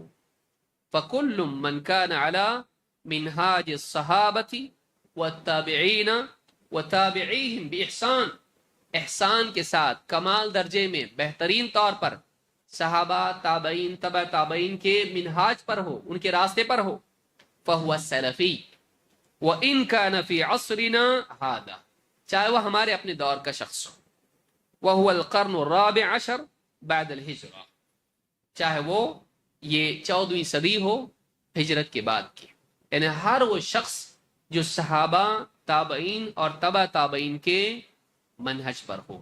یہاں ایک ضمناً ایک بات ذکر کرنا چاہتا ہوں، ایک 2-4 دن پہلے کی بات ہے، پڑوس کے ملک میں ابھی ذرا تھوڑے مشہور ہو رہے ہیں ڈاکٹر محمد زبیر، ان کا ایک پوڈ کاسٹ سلفی منہج کے بارے میں کہ سلفی منہج اور سلف کون ہیں، اور اس تعلق سے یہ آدمی گڑبڑ کرے گا اور کر رہا ہے۔ بعض اوقات آدمی اپنے آپ کو اہل حدیث بنا کے پیش کرتا ہے لیکن وہ ہوتا نہیں ہے، سلفی بنا کے پیش کرتا ہے وہ ہوتا نہیں ہے، وہ اپنی تعبیرات پیش کرتا ہے۔ کہا کہ جن کو ہم سلف کہہ سکتے ہیں، جن کے منہج کی پیروی کی بات ہے، جو ادوار حدیث میں آئے ہیں، خیر الناس قرنی ثم الذین یلونہم ثم الذین یلونہم، بہترین لوگ میرے دور کے، پھر اس کے بعد، پھر ان کے بعد۔ کہا کہ اس سے مراد میرے نزدیک میری تھیسس کے مطابق، ماشاءاللہ، میری اپنی تھیسس کے مطابق کون ہے؟ حضرت ابو بکر صدیق، حضرت عمر رضی اللہ تعالیٰ عنہ اور حضرت عثمان رضی اللہ تعالیٰ عنہ، یہ 3 لوگ ہیں، انہی کا دور مراد ہے بس، کیونکہ ان کے بعد سے بدعتیں شروع ہو گئی تھی، اور تابعین میں بھی آپ دیکھیں گے کئی بدعات کے شکار ہو چکے تھے، خوارج بھی تابعین میں سے تھے، خوارج تابعین میں سے تھے۔ اور کریں، مطلب جتنے گمراہ تھے سب تابعی، صحابی کو صرف دیکھ لینا تابعی بناتا ہے کسی کو؟ آپ دیکھیں قرآن میں کیا فرمایا اللہ نے، والسابقون الاولون من المہاجرین والانصار والذین اتبعوہم باحسان، جنہوں نے بہترین طور پر ان کی پیروی کی۔ تابعی اس کو نہیں کہتے جس نے صحابی کو دیکھا، تابعی اس کو کہتے ہیں جنہوں نے صحابی کو دیکھا، ان کی صحبت اختیار کی اور ان کے منہج کی پیروی کی، ورنہ آپ خوارج کو اور سارے جتنے گمراہ فرقے تھے سب کو تابعی میں شمار کر دیں گے۔ ان کو اتنی ڈیفینیشن بھی معلوم نہیں کہ تابعی کس کو، اور اس طرح سے انہوں نے تابعین کو کیا کیا؟ بالکل کل عدم کر دیا۔ ایسے لوگ آگے آئیں گے جو اپنے آپ کو ایک اعتبار سے اہل حدیث کہیں گے یا اپنے آپ کو سلف کے منہج کی پیروی کرنے والا کہیں گے، لیکن لوگوں کو سلف کے منہج سے آزاد کر دیں گے۔ یاد رکھیے اس بات کو، بہت ضروری ہے کہ صحیح منہج کی پیروی کی جائے، اہل علم سے ہم جڑے رہیں، ورنہ آدمی بھٹک جائے گا۔ بات تو صحیح لگ رہی ہے۔ بعض علماء نے کہا کہ اگر اس دور میں شیطان بھی آ جائے اور بولے کہ میری پیروی کرو، تو کچھ اس کو بھی فالوورز مل جائیں گے، کچھ لوگ اس کو بھی سبسکرائب کر لیں گے اور کچھ لوگ لائکس اس کو بھی کریں گے۔ بات تو بہت صحیح بولا، کیونکہ ہر قسم کے لوگ دنیا میں، اور آدمی نیچے جا کے دیکھتا کمنٹس میں کتنے لوگوں نے لائک کیا ہے، اس کو بھی دل میں لائک کے جذبات پیدا ہونے شروع ہو جاتے ہیں۔ انسان کی مینٹالٹی ایسی ہے کہ بھیڑ کے پیچھے چلنے کا مزاج ہوتا ہے۔ یاد رکھیں، صرف انہی لوگوں سے جڑیں جو واقعی صحیح منہج پر ہیں۔ نئے فلاسفرز، نئے اس طرح کے لوگ آئیں گے اور نئے فلسفے پیش کریں گے، دین کے نام پہ دور رہیے ان سے۔ تو یہاں پر ہم کو معلوم ہوا کہ سلف کون؟ جو صحابہ، تابعین اور تبع تابعین، یہ 3 دور ہیں۔ اس میں غالب خیر تھی، اگرچہ اس دور میں بگڑے ہوئے لوگ بھی تھے۔ بھئی نبی کے دور میں تو کفار تھے نا، بگڑے ہوئے لوگ کس دور میں نہیں تھے؟ تو تاریخ میں ہر دور میں اچھے لوگ تھے تو برے بھی تھے، لیکن نبی کریم صلی اللہ علیہ وسلم نے خیریت کے غلبے کے اعتبار سے ان 3 ادوار کا ذکر کیا ہے، صحابہ، تابعین اور تبع تابعین۔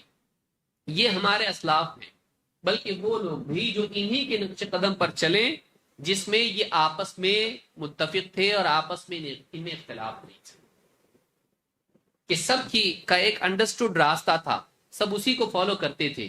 اس کو سلفی منہج کہتے ہیں، اس کو منہج کہتے ہیں، اس کی پیروی ہم کو کرنا ہے۔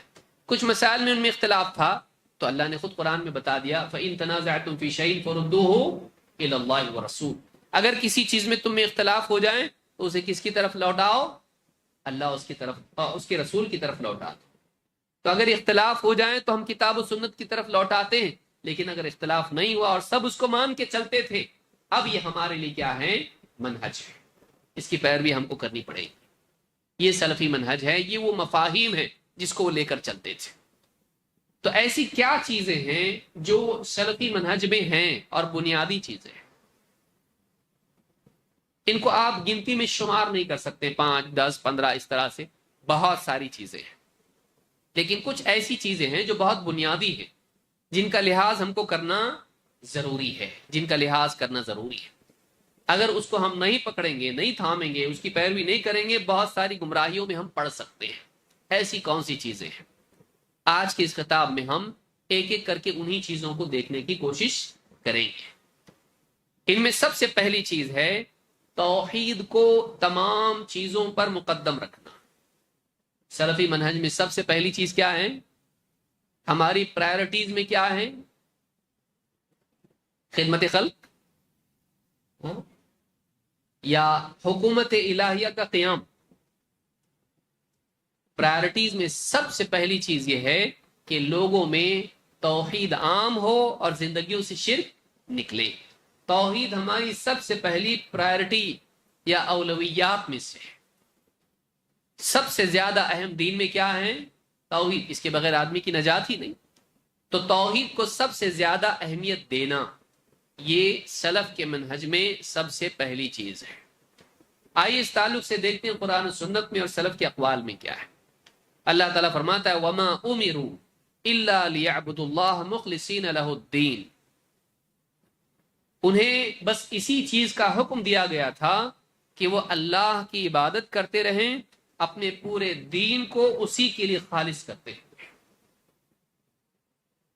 اللہ کی عبادت کی جائے، اللہ کے لیے اپنے دین کو خالص کرتے ہوئے۔ اس کے دو پہلو، ایک عبادت کس کی، دو عبادت کیسے۔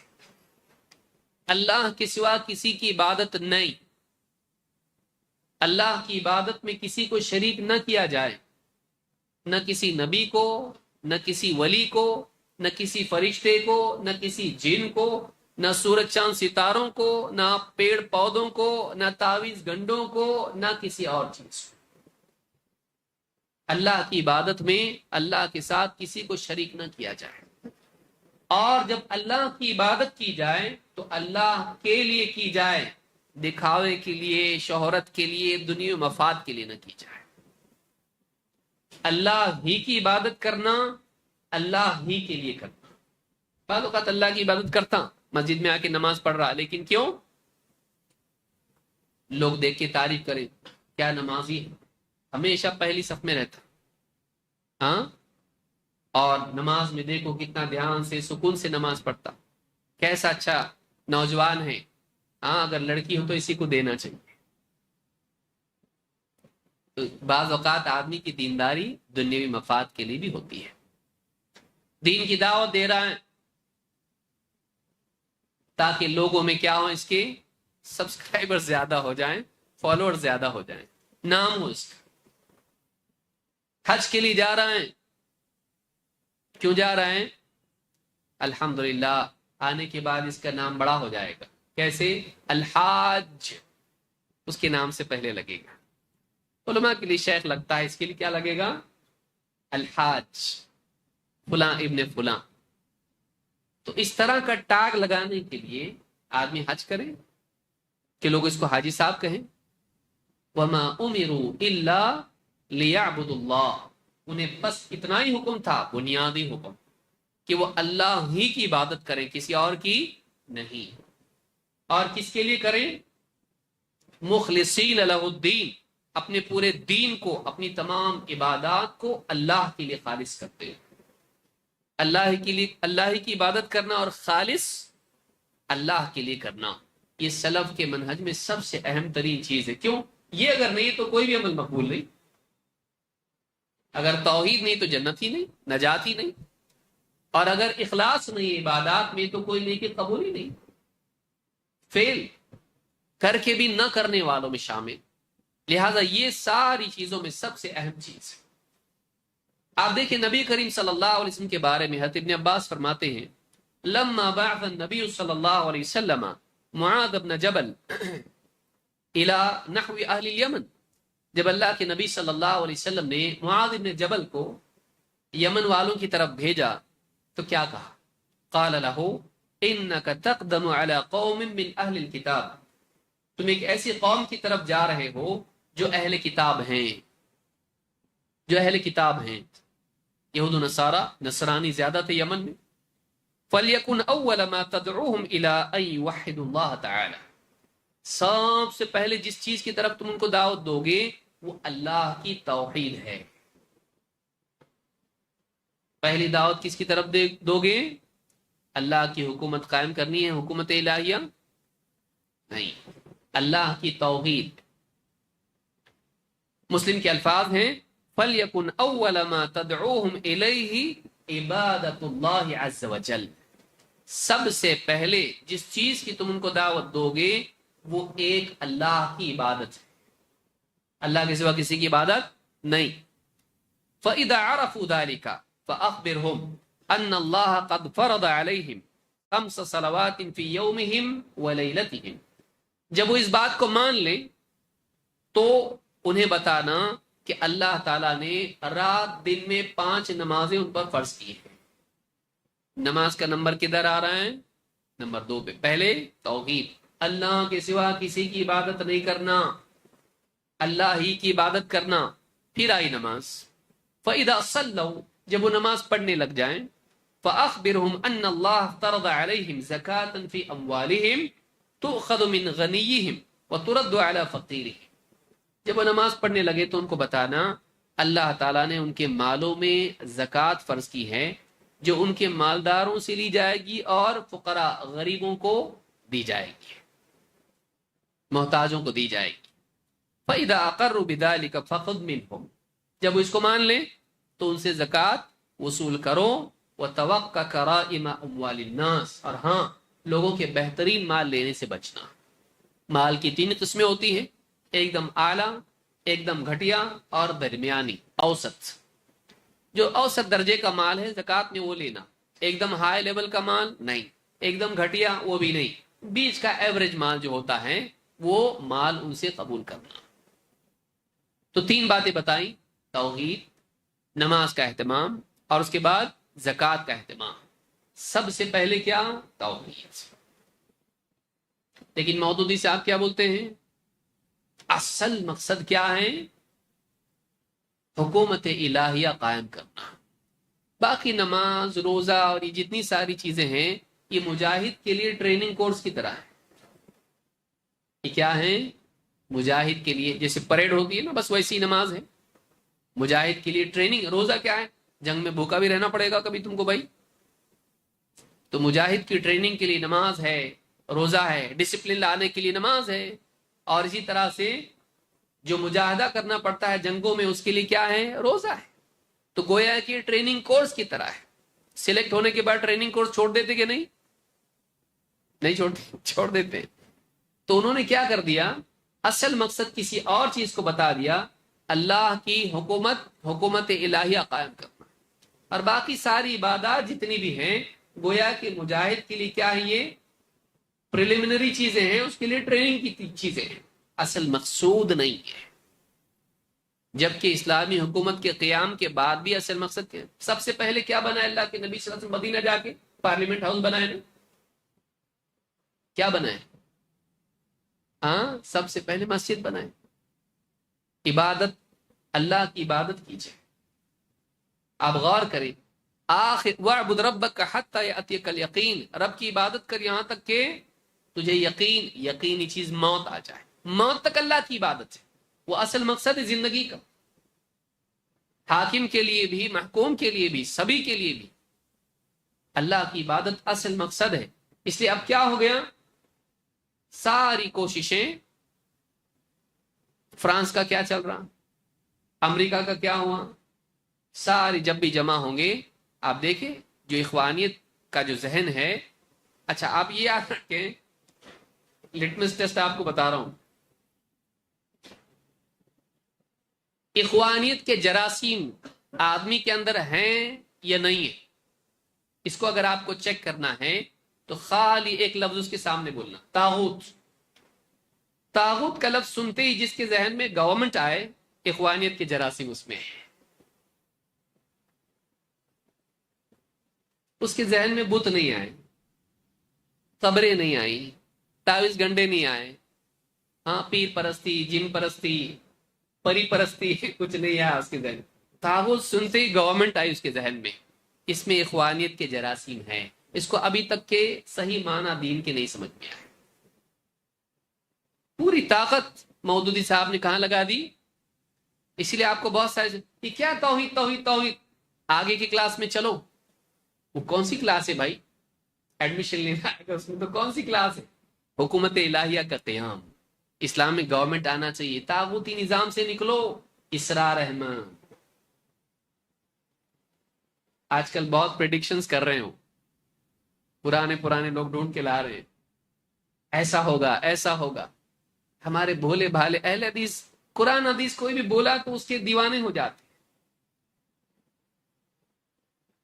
وہ بھی تو قرآن حدیث سے بولتے نا، نہیں سمجھتے ہیں کہ یہ کیا افکار پیش کر رہے ہیں۔ وہی جو مودودی صاحب، حسن البنا اور اسی طرح سے سید قطب اور یہ لوگ دیے ہیں، وہی ہے یہ۔ تمہاری زندگی کا مقصد ہے اسلامی حکومت قائم کرنا۔ موسیٰ علیہ السلام جب مصر میں فرعون غرق ہو گیا تو کیا کیے؟ گورنمنٹ قائم کیے نا وہاں پہ مصر میں، یہ چھوڑ کے چلے گئے؟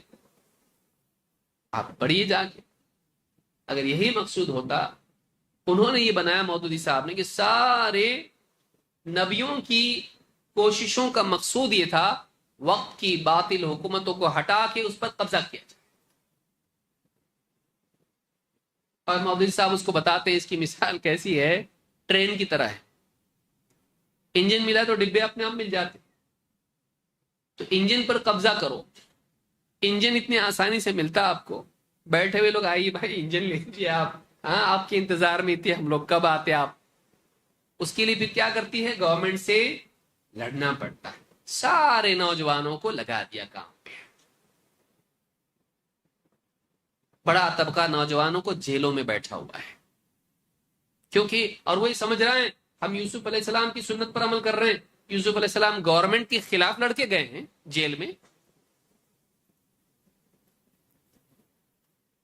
جب جیل سے نکلے تو بادشاہ سے پوزیشن مانگی ہے۔ وہ مسلمان بادشاہ تھا نہیں،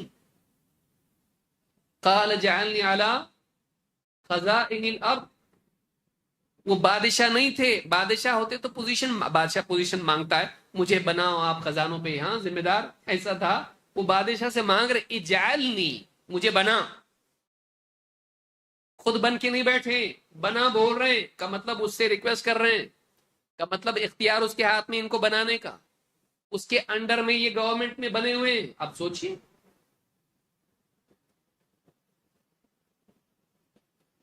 آپ، دین اگر سمجھ میں نہیں آیا صحیح، اگر آدمی کہاں قوم کو لے جاتا ہے۔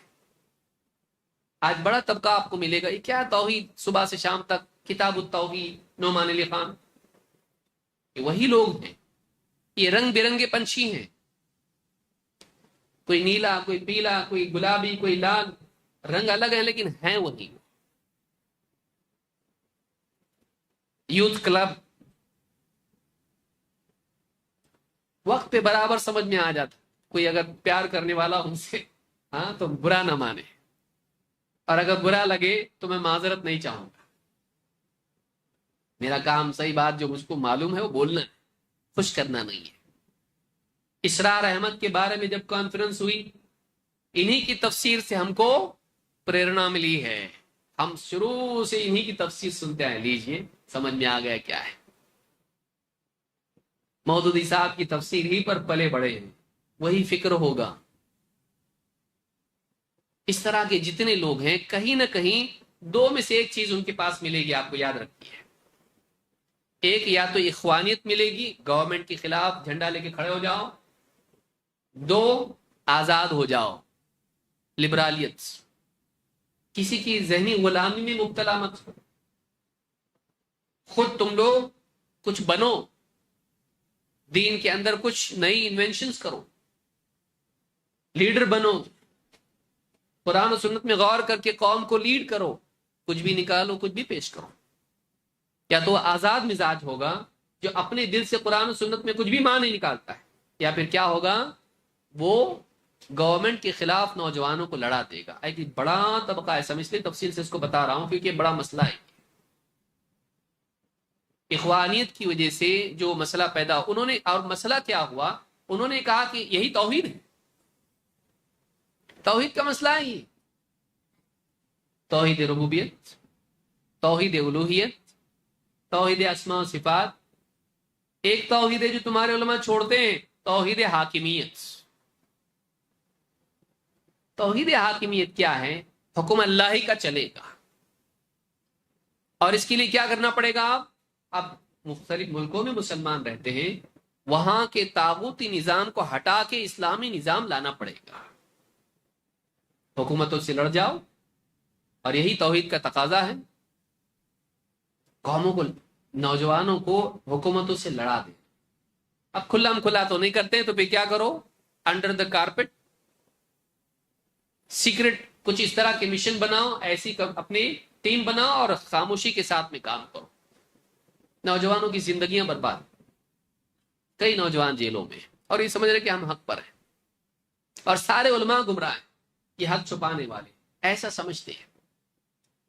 توحید حاکمیت الگ سے کسی توحید کا نام نہیں ہے. حکم اللہ کا، یہ دونوں شیخ ابن عثیمین کہتے ہیں، دونوں بھی جو ہیں یہ توحید ربوبیت اور توحید الوہیت کے دو پہلو ہیں. کہ حکم اللہ کا ہے، یہ اللہ کا حق ہے. اس اعتبار سے کائنات کا نظام ہو یا شریعت کے احکام ہو، یہ اللہ کی طرف سے ملتے ہیں، یہ ربوبیت کا حصہ ہے. اور بندہ اللہ کی شریعت کے مطابق جیے، اللہ کے احکام پر عمل کرے، اللہ کی عبادت کرے، تعبدی اعتبار سے یہ توحید الوہیت کا حصہ ہے. آپ کو الگ سے کسی توحید کی قسم بنانے کی ضرورت نہیں ہے، لیکن وہ اس لیے بناتے ہیں تاکہ حکومتوں سے لڑانے کے لیے کہیں، حاکم کی تکفیر کرنے کے لیے کہیں. کیا کرتے ہیں یہ جتنے بھی حاکم ہیں نا، سب مسلمان گورنمنٹ جتنے بھی حاکم بن کے بیٹھے ہوئے، سب کے سب کافر ہو گئے. کیوں؟ اس لیے کہ اللہ کی شریعت کا نفاذ نہیں کرتے ہیں، اور یہ توحید ہے، اور یہ توحید میں غلط ہے، اس لیے توحید سے باہر ہیں، مشرک ہو گئے، کافر ہو گئے. لیجئے، حاکموں کو کافر بنا کر ان کے خلاف بغاوت کے لیے کھڑے کر. سب سے پہلے ہمارے دین میں توحید ہے، لیکن توحید کو صحیح طور پر سمجھنا بھی ضروری ہے. وہ تعبیرات نہیں جو اخوانیت سے اثر لینے والے لوگ دین کی اور توحید کی تعبیر کر رہے ہیں. سب سے پہلے ہمارے دین میں توحید اور ایمان، عقیدے کو صحیح کرنے کی اہمیت ہونا چاہیے.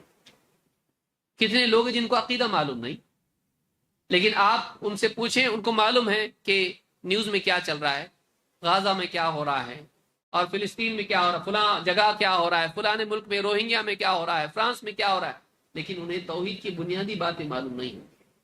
اسماء و صفات میں ان کی غلطیاں ہوں گی، حتیٰ کہ توحید ربوبیت میں غلطیاں کریں، نہیں معلوم ہوگا. ضروری ہے کہ سب سے پہلے توحید کو اہمیت دی جائے. ایک بڑا طبقہ ہے جو قبر پرستی میں مبتلا ہے مسلمانوں کا، ایمان کے نام پر، اولیاء کی محبت کے نام پر. توحید سب سے اہم چیز ہے دین میں، یہ سلف کا بنیادی معاملہ ہے. ایمان کی اصلاح کرنا، عقیدے کی اصلاح کرنا، عقیدہ نمبر 1 پر ہے. بعض لوگ مذاق اڑاتے ہیں، کیا عقیدہ، عقیدہ کب تک کرتے رہیں گے؟ اور بھی تو مسائل ہیں. مسلمانوں میں ایجوکیشن کم ہے، اور نوجوان ڈرگ ایڈکشن کی طرف چلے جا رہے ہیں، جابز نہیں مل رہے ہیں، اور سیاسی مسائل کتنے سارے مسلمانوں کے ہیں، میڈیکل ایشوز مسلمانوں کے ہیں، بچیوں کی شادیاں نہیں ہو رہی، اتنے سارے مسائل ہیں. اور آپ کہہ رہے ہیں کہ توحید سب سے اہم ہے. ان مسائل کو کون حل کرے گا؟ وہ بھی مسائل ہیں، ان کو حل کرنا چاہیے، لیکن توحید کو چھوڑ کے. کیا توحید کی آیتیں صرف مکہ میں نازل ہوئی، مدینہ میں نہیں؟ آخری وقت میں اللہ کے نبی صلی اللہ علیہ وسلم کیا کہہ رہے تھے؟ لعنت اللہ علی الیہود والنصارى اتخذوا قبور انبیائهم مساجد. اللہ کی لعنت ہو یہود و نصارہ پر، انہوں نے اپنے نبیوں کی قبروں کو سجدہ بنا لیا. آخری وقت میں کیا فکر تھی آپ کی؟ قبر پرستی امت میں نہ آئے، نبیوں کی قبروں پر سجدہ کرنے نہ لگ جائیں، میری قبر پر سجدہ نہ کرنے لگ جائیں. آخری وقت میں رسول اکرم صلی اللہ علیہ وسلم کی فکر تھی کہ امت قبر پرستی میں مبتلا نہ ہو جائے، اور آپ دیکھیے آج امت قبر پرستی میں نہیں ہے، ایک بڑا طبقہ ہے، حتیٰ کہ عرب میں لوگ قبر پرستی میں مبتلا ہوئے۔ شیخ الاسلام محمد ابن عبد الوہاب رحمہ اللہ نے بڑی محنت کر کے قبر پرستی کو وہاں سے ختم کیا، ورنہ پیڑوں کو تک لوگ ناڑے اور دھاگے باندھ کے ان کی عبادت کرنے لگ گئے تھے۔ پیڑوں سے کوئی بچہ مانگتا ہے، لیکن وہ وہاں آج آپ ہمارے اپنے ملک میں دیکھیے، پڑوس میں آپ دیکھیے، گاؤں گاؤں گلی گلی آپ کو ملے گا کہ لوگ قبروں پر جا کر چادریں چڑھا کر اور وہاں پر دھاگے ناڑے باندھ کر کڑے وہاں کے پہن کے، اب لڑکا چاہیے مجھ کو، نکاح ہو جائے گا، اس کا پاس ہو جاؤں گا میں امتحان میں، کورٹ کا کیس مسئلہ حل ہو جائے گا، بابا حل کر دیں گے، بابا حل کر دیں گے۔ سب سے بڑا مسئلہ توحید کا ہے کہ اللہ کی عبادت کریں، اللہ کے ساتھ شرک نہیں کریں، اللہ ہی کو اپنا رب مانے، اللہ ہی کو معبود برحق مانے، اور اللہ کی طرح کسی کو نہیں مانے، اللہ کو اپنی ذات و صفات میں کامل مانے، اللہ کو اپنی ذات و صفات میں منفرد مانے، اسماء و صفات میں اللہ کا کسی کو شریک نہ کرے۔ سب سے اہم مسئلہ یہ ہے۔ لیکن دھیرے دھیرے بعض اوقات یہ ہوتا ہے کہ ہمارے اہل حدیث نوجوانوں میں لوگ آتے ہیں، ہو گیا نا اب توحید، آگے بڑھو۔ آگے بڑھو کا مطلب کیا ہے؟ سیاست میں اترو، حکومت قائم کرو، ہمارے ساتھ جڑو۔ کب تک یہ توحید کا درس چلتا رہے گا؟ بس ہو گیا، امت کے بڑے مسائل حل کرو، اور نوجوان ان کے ساتھ جڑ جاتا ہے، چلا جاتا ہے، اور سیاست میں اتر کے خود اس کی توحید خراب ہو جاتی ہے۔ پھر شیعہ بھی چل جاتا، وہ بھی تو اپنے دینی بھائی ہے نا، ہاں لیکن سعودی والے کافر، ہاں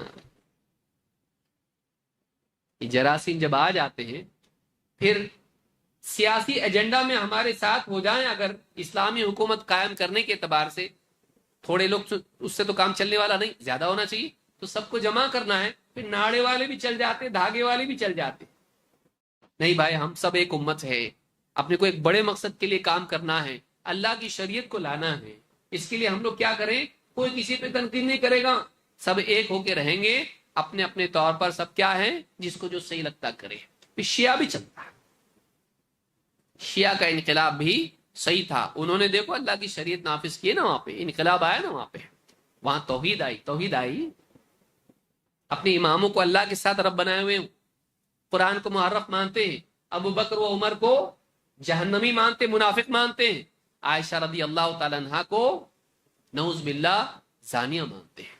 چلتا آپ کو سیاسی ایجنڈا میں آپ کے ساتھ ہو گئے تو باقی سارے عقائد میں آپ کمپرومائز کر لیے۔ جس کی نگاہ میں سیاست اہم ہو، عقیدہ سیکنڈری ہو، وہ عقیدے میں کمپرومائز کر لیتا، سیاسی میں کمپرومائز نہیں کرے گا۔ سعودی میں توحید ہے، قرآن و سنت ہے، سب کچھ ہے، کچھ چیزیں اور بھی منکرات وہاں پہ ہیں، اصلاح کی ضرورت ہے، کہاں نہیں ہوتی ہے، لیکن اس کی بنیاد پر وہاں کیا کر دیں گے؟ تکفیر کر دیں گے، نہیں شریعت وہاں پر نہیں، کافر، علماء بھی کافر، گورنمنٹ کے اسکالرز آف ڈالرز، ان کو کیا کریں گے؟ سب کو اسلام سے خارج کر دیں گے۔ لیکن خمینی چلتا ہم کو، شیعہ چلتے، وہ بھی تو اپنے دینی بھائی ہیں۔ اخوانی ذہن اگر آپ دیکھیں، آپ کو ٹیسٹ کرنا ہو اخوانی ہے کہ نہیں، یہ بھی دوسرا لٹمس ٹیسٹ ہے، اس کے سامنے آپ شیعہ کو غلط بولو، ایران کے انقلاب کو آپ غلط بولو، ایرانیوں کی آپ شیعہ کے بارے میں بتاؤ ان کی عقائد خراب ہیں، بولے گا نہیں ان کی تکفیر نہیں کرنا چاہیے، وہ بھی اپنی دینی بھائی ہے۔ اور پھر آپ سعودی کی تعریف کرو، پوری دنیا میں قرآن کو پھیلا رہے ہیں، حاجیوں کی خدمت کر رہے ہیں، ہاں توحید قائم ہے، وہاں پہ شرک نہیں کرتے، بدعات سے بچتے ہیں، کتنے اچھے لوگ ہیں، کاہے کا اچھے ہیں کہ اللہ کی شریعت نافذ نہیں کرتے ہیں، کافر ہیں۔ یہ مزاج بگڑنے کی وجہ سے ہوتا ہے۔ تو سب سے پہلی چیز کیا ہے؟ صحیح عقیدہ، صحیح عقیدہ، توحید۔ نمبر 2، اب بہت سا تفصیل اس میں ہو سکتی ہے لیکن میں تفصیل سے نہیں آؤں کیونکہ وقت ہمارے پاس اتنا نہیں ہے۔ دوسری چیز، کتاب و سنت کی تعظیم اور اتباع کا اہتمام، کتاب و سنت کی تعظیم اور اتباع کا اہتمام، قرآن کا علم عام ہونا، عام کرنا، سیکھنا، سکھانا، نبی کریم صلی اللہ علیہ وسلم کی احادیث سے چمٹے رہنا، سنت کا اہتمام کرنا، معتبر احادیث کو لینا، حدیث کی تحقیق کا اہتمام کرنا، بدعات سے بچنا، کتاب و سنت کی تعظیم اور اس کی اتباع کا اہتمام زندگی میں ہونا چاہیے۔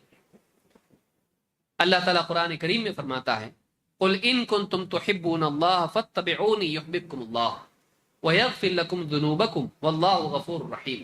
اے نبی آپ کہیے کہ اگر تم واقعی اللہ سے محبت کرتے ہو تو میری اتباع کرو، اللہ بھی تم سے محبت کرے گا اور تمہارے گناہوں کی مغفرت کرے گا، کیونکہ اللہ بڑا غفور ہے، رحیم۔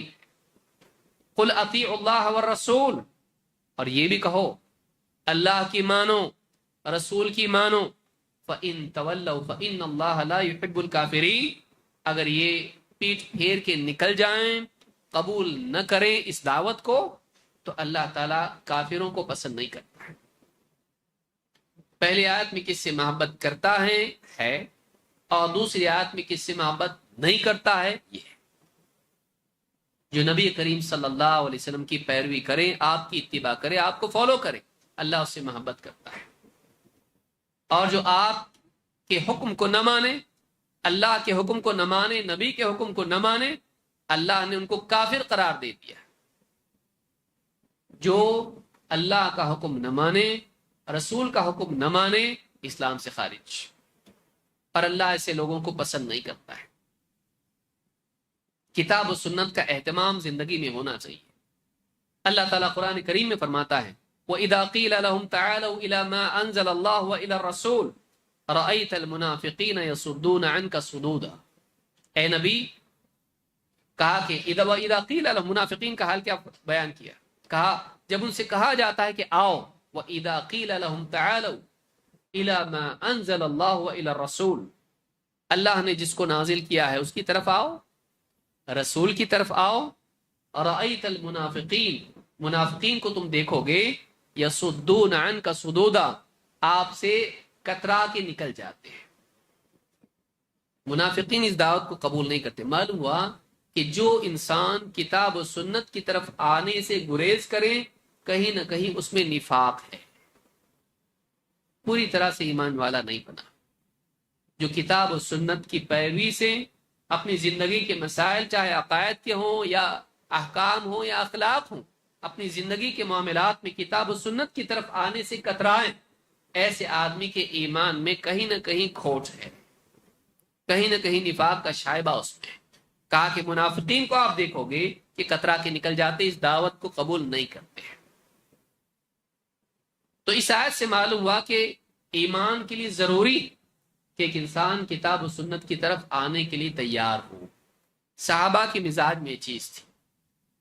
اللہ تعالیٰ نے فرمایا انما كان قول المؤمنین اذا دعوا الى الله ورسوله ليحكم بينهم ان يقولوا سمعنا واطعنا۔ ایمان والوں کا مزاج یہ ہوتا ہے کہ جب انہیں بلایا جاتا ہے، دعوت دی جاتی ہے اللہ کی طرف، اس کے رسول کی طرف کے فیصلہ کریں، یعنی کتاب و سنت کی بنیاد پر ان کے درمیان فیصلہ ہو اختلافات کا، تو کیا کہتے ہیں؟ وہ کہتے ہیں ہم نے سنا اور ہم سننے سے بھی گریز نہیں کرتے اور ماننے سے بھی گریز نہیں کرتے ہیں۔ کتاب و سنت کی بات ہم سننے والے، اور سننے کے بعد سنی انسنی نہیں کرتے جیسے یہود کرتے تھے، سمعنا وعصینا، نہیں، ایک کان سے سن کے دوسرے کان سے نکال دیا، اور ایسا بھی نہیں کرتے کہ ہمارے دلوں میں اس کے لیے انکار ہو، یا ایسا بھی نہیں کرتے کہ کچھ مانیں گے کچھ نہیں مانیں گے، پورا پورا مان لیتے ہیں۔ وَمَا آتَاكُمُ الرَّسُولُ فَخُذُوهُ وَمَا نَهَاكُمْ عَنْهُ فَانْتَهُوا، جو کچھ رسول تم کو دیں اسے لے لو، جس سے روک دیں اس سے رک جاؤ۔ یہ نہیں کرتے کہ کچھ لیں گے کچھ نہیں لیں گے، جو ہمارے مسلک کے مطابق ہو وہ حدیثیں لیں گے، دوسری حدیثیں نہیں لیں گے، یا لیں گے لیکن تاویل کے ساتھ لیں گے۔ ایسا نہیں کرتے، ایسا بھی نہیں کرتے۔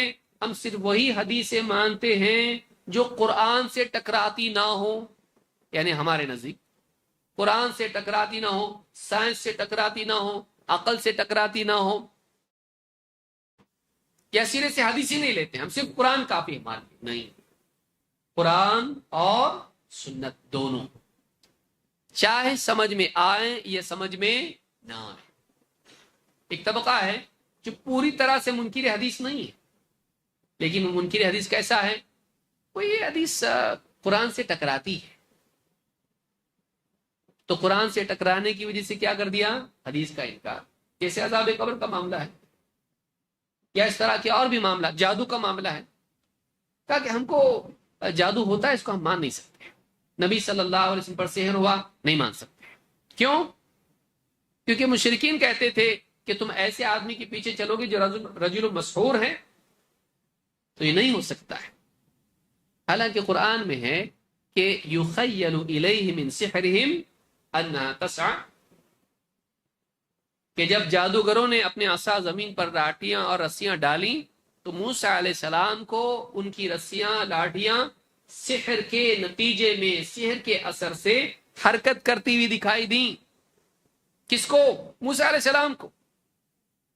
یخیل الیہ من سحرہم، ان کے جادو کے اثر سے ان کو وہ حرکت کرتی ہوئی دکھائی دی، تخیل ہوا، خیال گزرا، دکھائی دے رہا تھا ان کو ایسے، اس کو سحر تخیل کہتے ہیں۔ تو قرآن میں بھی تو ہے، اور حدیث میں کیا ہے؟ آپ کو یہ خیال گزرتا تھا کہ آپ نے ایک کام کیا لیکن نہیں کیا ہوتا تھا، بیوی کے پاس گئے لیکن نہیں گئے ہوتے تھے۔ اس میں کیا مسئلہ ہے؟ اس میں یہ تو نہیں ہے کہ آپ کو وحی کے معاملے میں اس طرح کا معاملہ ہوا۔ جو آدمی نے کہ اگر ایسا مان لیں گے ہم لوگ کہ جادو ہوا نبی صلی اللہ علیہ وسلم پر، تو پوری وحی مشکوک ہو جاتی ہے۔ اچھی بات ہے، یہ بتاؤ کیا نبی صلی اللہ علیہ وسلم بھولتے تھے کہ نہیں؟ بھولنا بشریت کی خصائص میں سے ہے، اور نہ بھولنا، اب دیکھیے اس میں کیسا ہے، دایاں گیا تو بھی مرا، بایاں گیا تو بھی مرا۔ لا یضل ربی ولا ینسى، میرا رب نہ بھولتا ہے نہ خطا کرتا ہے۔ یضل یخطی، اللہ گمراہ نہیں، مطلب خطا نہیں کرتا ہے۔ لا یضل ربی ولا ینسى، تو رب بھولتا نہیں ہے، تو نہ بھولنا کس کی خصوصیت ہے؟ اللہ کی خصوصیت ہے۔ بندے بھولتے ہیں۔ نبی صلی اللہ علیہ وسلم کے بارے میں اگر کہے نہیں بھولتے تھے تو اللہ کے برابر کر دیا، اور اگر بھولتے ہیں مانتا ہے اور بھولے۔ نماز میں سو آپ کو ہوا، ابن قیم کہتے کہ 5 مرتبہ ہوا زندگی میں، تشہد میں ہوا، 2 رکعت پر سلام پھیر دیا، اس طرح سے آپ کو 5 مرتبہ ہوا۔ اب کوئی آدمی اسی کو بنیاد بنا لے، بولے بھولتے تھے تو ہو سکتا ہے قرآن بھی بھول گئے ہوں، نعوذ باللہ، ہو سکتا ہے کئی باتیں اللہ کی طرف سے آئی بھول گئے ہوں، کیا اس سے دروازہ نہیں کھلتا؟ تو اس کا جواب اس کے پاس کیا ہے؟ نہیں، اللہ تعالیٰ یاد رکھاتا تھا آپ کو، آپ وہ چیز نہیں بھولتے تھے، کچھ بھولتے تھے لیکن وہی کا پہنچانا نہیں بھولتے تھے۔ تو جادو میں بھی اس کو ماننے میں کیا رکاوٹ؟ کہ سحر آپ کو دنیا معاملات میں ہوا، خانگی معاملات میں ہوا، لیکن چونکہ اللہ رب العالمین جیسے بھول میں وحی کے بارے میں اللہ نے آپ کو محفوظ رکھا، اسی طرح سے سحر کے معاملے میں بھی اللہ تعالیٰ نے قرآن کے بھولنے اور وحی کے معاملے میں اختلاط کا شکار ہونے سے اللہ نے محفوظ رکھا۔ کیوں نہیں مان سکتے؟ لیکن جب آدمی کی سمجھ بگڑ جاتی ہے تو ایک مفروضہ قائم کر لیتا ہے اور وحی کا انکار کر دیتا ہے، سنتوں کا انکار کر دیتا ہے، اور قرآن میں جو اس کی تعویلات کر دیتا ہے۔ جادو کا نہیں ماننے والا، قرآن میں ہم کو سورت آخر میں اللہ تعالیٰ نے ہم کو سورت الفلق میں گرہیں لگا کر اس میں پھونک مارنے والیوں کی شر سے اللہ ہم کو بچا، من شر النفاثات فی العقد۔ تو جب جادو کا کوئی اثر ہی نہیں ہوتا ہے تو اس کا شر، اس کے نقصان، وہ گھر میں بیٹھ کے پھونک مار رہی، اس سے اثر ہوگا؟ اس کا شر ہے، جب شر ہے تبھی تو پناہ مانگنے کے لیے کہا۔ لیکن بعض لوگوں نے عقل کی بنیاد پر اس کا انکار کیا اور پھر اس کے بعد میں حدیثوں کا انکار کر دیا۔ ایسی ساری حدیثیں جن میں جادو کا بیان ہے، کہا جادو کی کوئی حیثیت نہیں ہے، اور آج بھی ایسے لوگ ہیں۔ تو قرآن و سنت کو ماننا، چاہے عقل کے خلاف ہو، چاہے وہ ہمارے تجربات کے خلاف ہو، اس کی پیروی کرنا، چاہے وہ ہمارے امام کے خلاف ہو، یہ بھی مسئلہ بڑا مسلمانوں میں ہے. یہ حدیث ہے لیکن یہ شافیوں کی دلیل ہے، ہماری نہیں بن سکتی. اچھا ماشاءاللہ، نبی شافی کے تھے کہ تیرے؟ بعض اوقات آدمی حدیث سے کہتا بخاری کی ہے، سب صحیح بات ہے، لیکن یہ کس کی دلیل ہے؟ ہمارے مسلک پہ یہ نہیں ہے. بات تو صحیح ہے لیکن ہمارے مسلک میں ایسا نہیں، حدیثوں کو قبول نہیں کرتا ہے. یا بعض اوقات مان لیتا ہے لیکن عمل نہیں کرتا ہے. نہیں، سلف کا منہج ہے کہ جب سنت سامنے آ جائے تو اس کو قبول کیا جائے گا، اس کو رد کیا جائے گا نہیں. امام شافعی رحمۃ اللہ علیہ فرماتے ہیں اجمع المسلمون على ان من استبانت له سنت رسول اللہ صلی اللہ علیہ وسلم لم يكن له ان يدعها لقول احد من الناس. پوری امت کا، مسلمانوں کا اس بات پر اجماع ہے، سب اس بات پر متفق ہیں کہ جس شخص کے لیے اللہ کے رسول صلی اللہ علیہ وسلم کی سنت واضح ہو جائے، اس کے سامنے آ جائے، اس کے لیے جائز نہیں کہ کسی کے قول کی وجہ سے اس کو چھوڑ دے، چاہے پھر وہ کوئی امام ہو، چاہے کوئی پیر ہو یا نیوٹن ہو. نیوٹن بھی نہیں چلے گا. نہیں، یہ حدیث سائنس کے حساب سے ٹھیک نہیں لگتی ہے. سائنس کی تحقیق ایسی ہے. اور ہاں، بلکہ قرآن میں بھی بعض لوگوں کو لگنے کا، قرآن میں حدیث میں آیا کہ نبی صلی اللہ علیہ وسلم کا سینہ چاک کیا گیا اور اس کو نکال کے اس کو ایمان اور حکمت سے دل کو بھرا گیا. بعض لوگوں نے اتنا لمبا کیا، قلب کی تشریح کرنے میں کہا قلب سینٹر کو بولتے ہیں اور سینٹر ایسا ہوتا ہے اور فلانا. اللہ کے بندے، معراج کی رات میں کیا چیرا گیا، سر یا دل؟ ہاں، تو حکمت اور ایمان کہاں ہوتا ہے؟ یہاں کہ یہاں؟ سوچیے. لیکن چونکہ عقل کے پیچھے آدمی چلتا ہے تو پھر گڑبڑا جاتا ہے. یہاں پر آج ہماری تحقیق نہیں ہے بھائی کہ دل میں بھی ارادہ ہوتا ہے کہ نہیں ہوتا ہے، لیکن سائنس کی ترقی، اسی لیے ایک سائنسدان نیورو سائیکولوجسٹ، اس نے خود کتاب لکھی جو کینیڈا کا ہے، اور اس نے ثابت کیا ہے کہ دل بھی سمجھ رکھتا ہے. اور اس نے کہا کہ ہارٹ برین، اس اصطلاح اس نے استعمال کی کہ دل بھی جو ہوتا ہے وہ بھی ڈیسیجنز لیتا ہے. بہت سارے ڈیسیجن برین نہیں لیتا ہے، وہ کون لیتا ہے؟ دل. لیجئے، سائنس بھی دھیرے دھیرے کھسکتے گھسٹتے آ رہا ہے. اور آج بہت ساری تحقیقات سے معلوم ہو رہا ہے کہ دل کا بھی اپنا ایک یعنی نظام ہوتا ہے جو ڈیسیجن لینے میں کام کرتا ہے انسان کے جسم میں. تو آج کوئی چیز ہماری سمجھ میں نہیں. کتنے لوگ مانتے تھے کہ سورج کا کوئی مدار نہیں ہے، لیکن بعد میں پتا چلا کہ سورج کا بھی آربٹ ہے. کتنے لوگ مذاق اڑاتے تھے کتوں کے بارے میں، لعاب کے بارے میں. آج معلوم ہو رہا ہے کہ اس کے لعاب میں کیا ہوتا ہے. کئیوں چیزیں ہیں جو ہم کو آج معلوم ہو رہی، جس پہ آپ دیکھیں کئی سائنسدانوں نے کتابیں لکھی، the Bible, the Quran and science, جس میں حدیثوں کے بارے میں بھی مورس بکائے وغیرہ نے بہت ساری باتیں بیان کی. آج سمجھ میں نہیں آ رہا. انکار نہیں کرنا، سنت کا انکار نہیں کرتا، چاہے وہ عقل کے خلاف ہو، مسلک کے خلاف ہو، چاہے وہ سائنس کے خلاف دکھائی دیتی ہو. آج نہیں سمجھ میں آ رہا، کل آئے. سلف کا منہج ہے کہ کتاب و سنت کو قبول کرنا، اس کو رد نہیں کرنا، اس کو چھوڑنا نہیں. اللہ کے نبی صلی اللہ علیہ وسلم فرماتے ہیں ترکت فیکم شیئین لن تضلوا بعدہما کتاب اللہ و سنتی. میں نے اپنے بعد دو چیزیں چھوڑی ہیں، ان دو چیزوں کے بعد، ان کو تھامنے کے بعد تم کبھی گمراہ نہیں ہوگے. ایک اللہ کی کتاب اور دوسرے وہ سنتی، میری سنت. ان دونوں کا اہتمام گمراہی سے حفاظت ہے. اس لیے زندگی میں جو بھی ہم موقف قائم کریں، کتاب و سنت کی بنیاد پر کریں، اپنی عقل کی بنیاد پر نہیں، باپ دادا کی رواج کی بنیاد پر نہیں، فلانے پیر صاحب یا فلانے امام، مجرد اس بنیاد پر نہیں. کتاب و سنت اصل ہے، اسی کی بنیاد پر فیصلے ہونے چاہیے.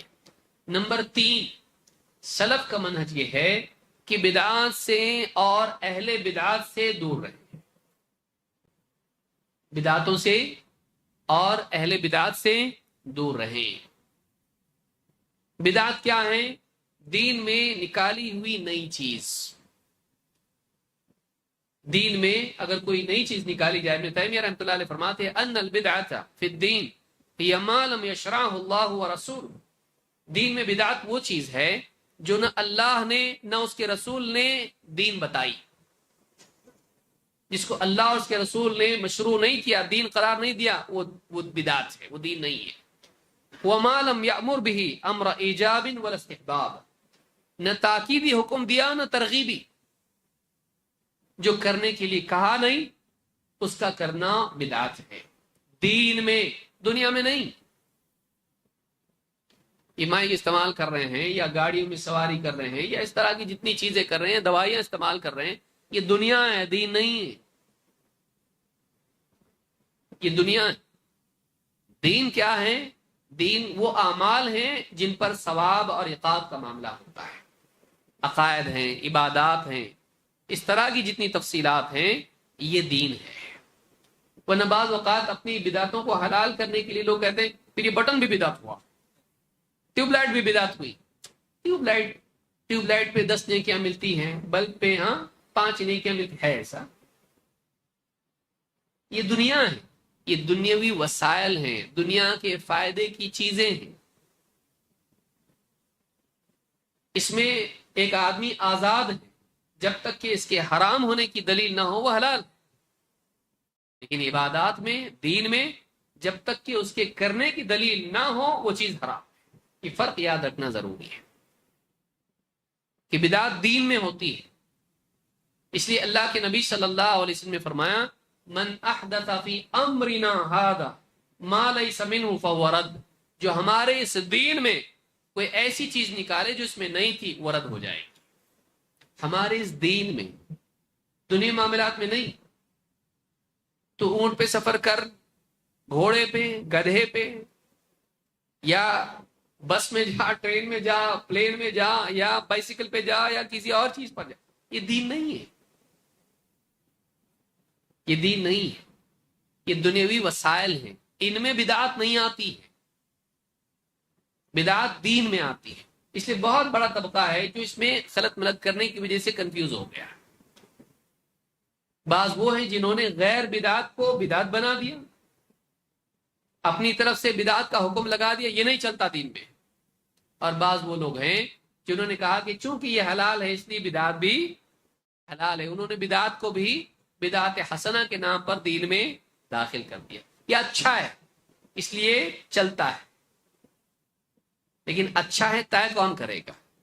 ہر آدمی کو کچھ نہ کچھ اچھا لگتا ہے، اگر ہم اپنے دل پر مدار رکھیں مجھے بڑا اچھا لگتا ہے، کیا ہم دین میں داخل کر سکتے؟ نہیں، اپنے دل سے ہم کسی چیز کو دین بنا سکتے نہیں۔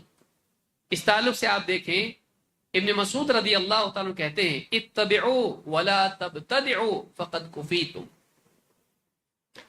اتباع کرو، دین میں نئی چیزیں نکالو مت، جتنا دین تم کو ملا ہے وہی تمہارے لیے کافی ہے، نیا نکالنے کی ضرورت نہیں ہے۔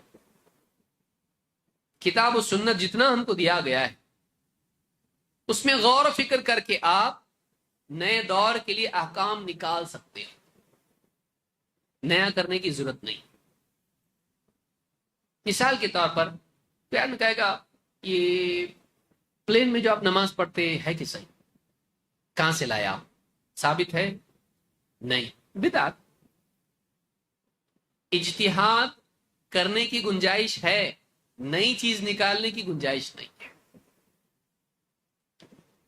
اللہ کے نبی صلی اللہ علیہ وسلم کے زمانے میں صحابہ نے پوچھا اللہ کے رسول ہم جب ناؤ میں ہوتے، کشتی میں، اس وقت میں اگر کھڑے رہ کے نماز پڑھے تو غرق ہونے کا ڈر ہوتا ہے، تو بیٹھ کے نماز پڑھ سکتے ہیں؟ آپ نے اجازت دی، کشتی میں بیٹھ کے نماز پڑھ سکتے ہیں، غرق ہونے کا یعنی کشتی میں نماز پڑھی جا سکتی ہے۔ شیخ البانی کہتے ہیں جب کشتی میں نماز پڑھی جا سکتی ہے تو ایروپلین میں بھی پڑھی جا سکتی ہے۔ کیوں؟ اس لیے کہ سمندر ہو، دریا ہو، زمین کے اور آپ کے بیچ میں کیا ہے؟ پانی۔ اتنا سوچنے کی ضرورت تھوڑی نا ہے اس میں۔ زمین نیچے جو آپ کی ہے اس کے اوپر پانی ہوتا ہے اور پانی کے اوپر کشتی ہوتی ہے. تو درمیان میں زمین کے اور آپ کے کیا آ گئی؟ پانی آ گیا. اسی طرح سے ایروپلین میں کیا ہوتا ہے؟ زمین کے اور آپ کے درمیان میں کیا ہے؟ پانی ہے نا. بھوک لگ رہی ہے. درمیان میں کیا ہے؟ ہوا. تو کہا کہ جب یہاں درمیان میں آپ زمین پہ تو نہیں پڑھ رہے، پانی پہ پڑھ رہے ہو، ورنہ عام دنوں میں کہاں پڑھتے تھے آپ؟ مسجد میں زمین پہ. سفر میں، حضر میں کہاں پڑھتے آپ؟ زمین پر. جعلت لی الارض مسجدا و طہورا. تو زمین پہ نماز پڑھتے. لیکن جب آپ دریا میں جاتے ہیں، سمندر میں جاتے ہیں، تو آپ کے اور زمین کے درمیان پانی حائل ہوتا ہے. اسی طرح سے جب پلین میں ہوتے ہیں تو آپ کے اور زمین کے درمیان میں ہوا حائل ہوتی تو چلتا ہے. وَلَهُم مِّن مِّثْلِهِ مَا يَرْكَبُونَ. اسی کی مثل اور بھی سواریاں ان کے لیے. تو جیسے جانور سواری ہوتی ہیں، کشتیاں ان کے لیے سواریاں ہیں، اور کشتیاں ہیں تو اسی طرح سے اور بھی سواریاں ان کے لیے. کیا؟ ایروپلین بھی ان کے لیے سواری. مِن مِّثْلِهِ، کشتی کی طرح اور بھی سواریاں ہیں. ایسی کئی مثالیں آپ کو ملیں گی کہ جن میں قرآن و سنت میں اجتہاد کر کے نئے دور کے مسائل لیے جا سکتے ہیں. نیا کچھ کرنے کی ضرورت نہیں ہے، اسی میں ہے.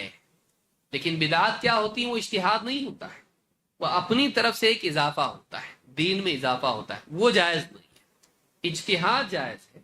نئے مسائل جو پہلے نہیں تھے ان کے لیے اجتہاد جائز ہے، لیکن اپنی طرف سے عبادات میں، دین میں اضافہ کرنا جائز نہیں ہے.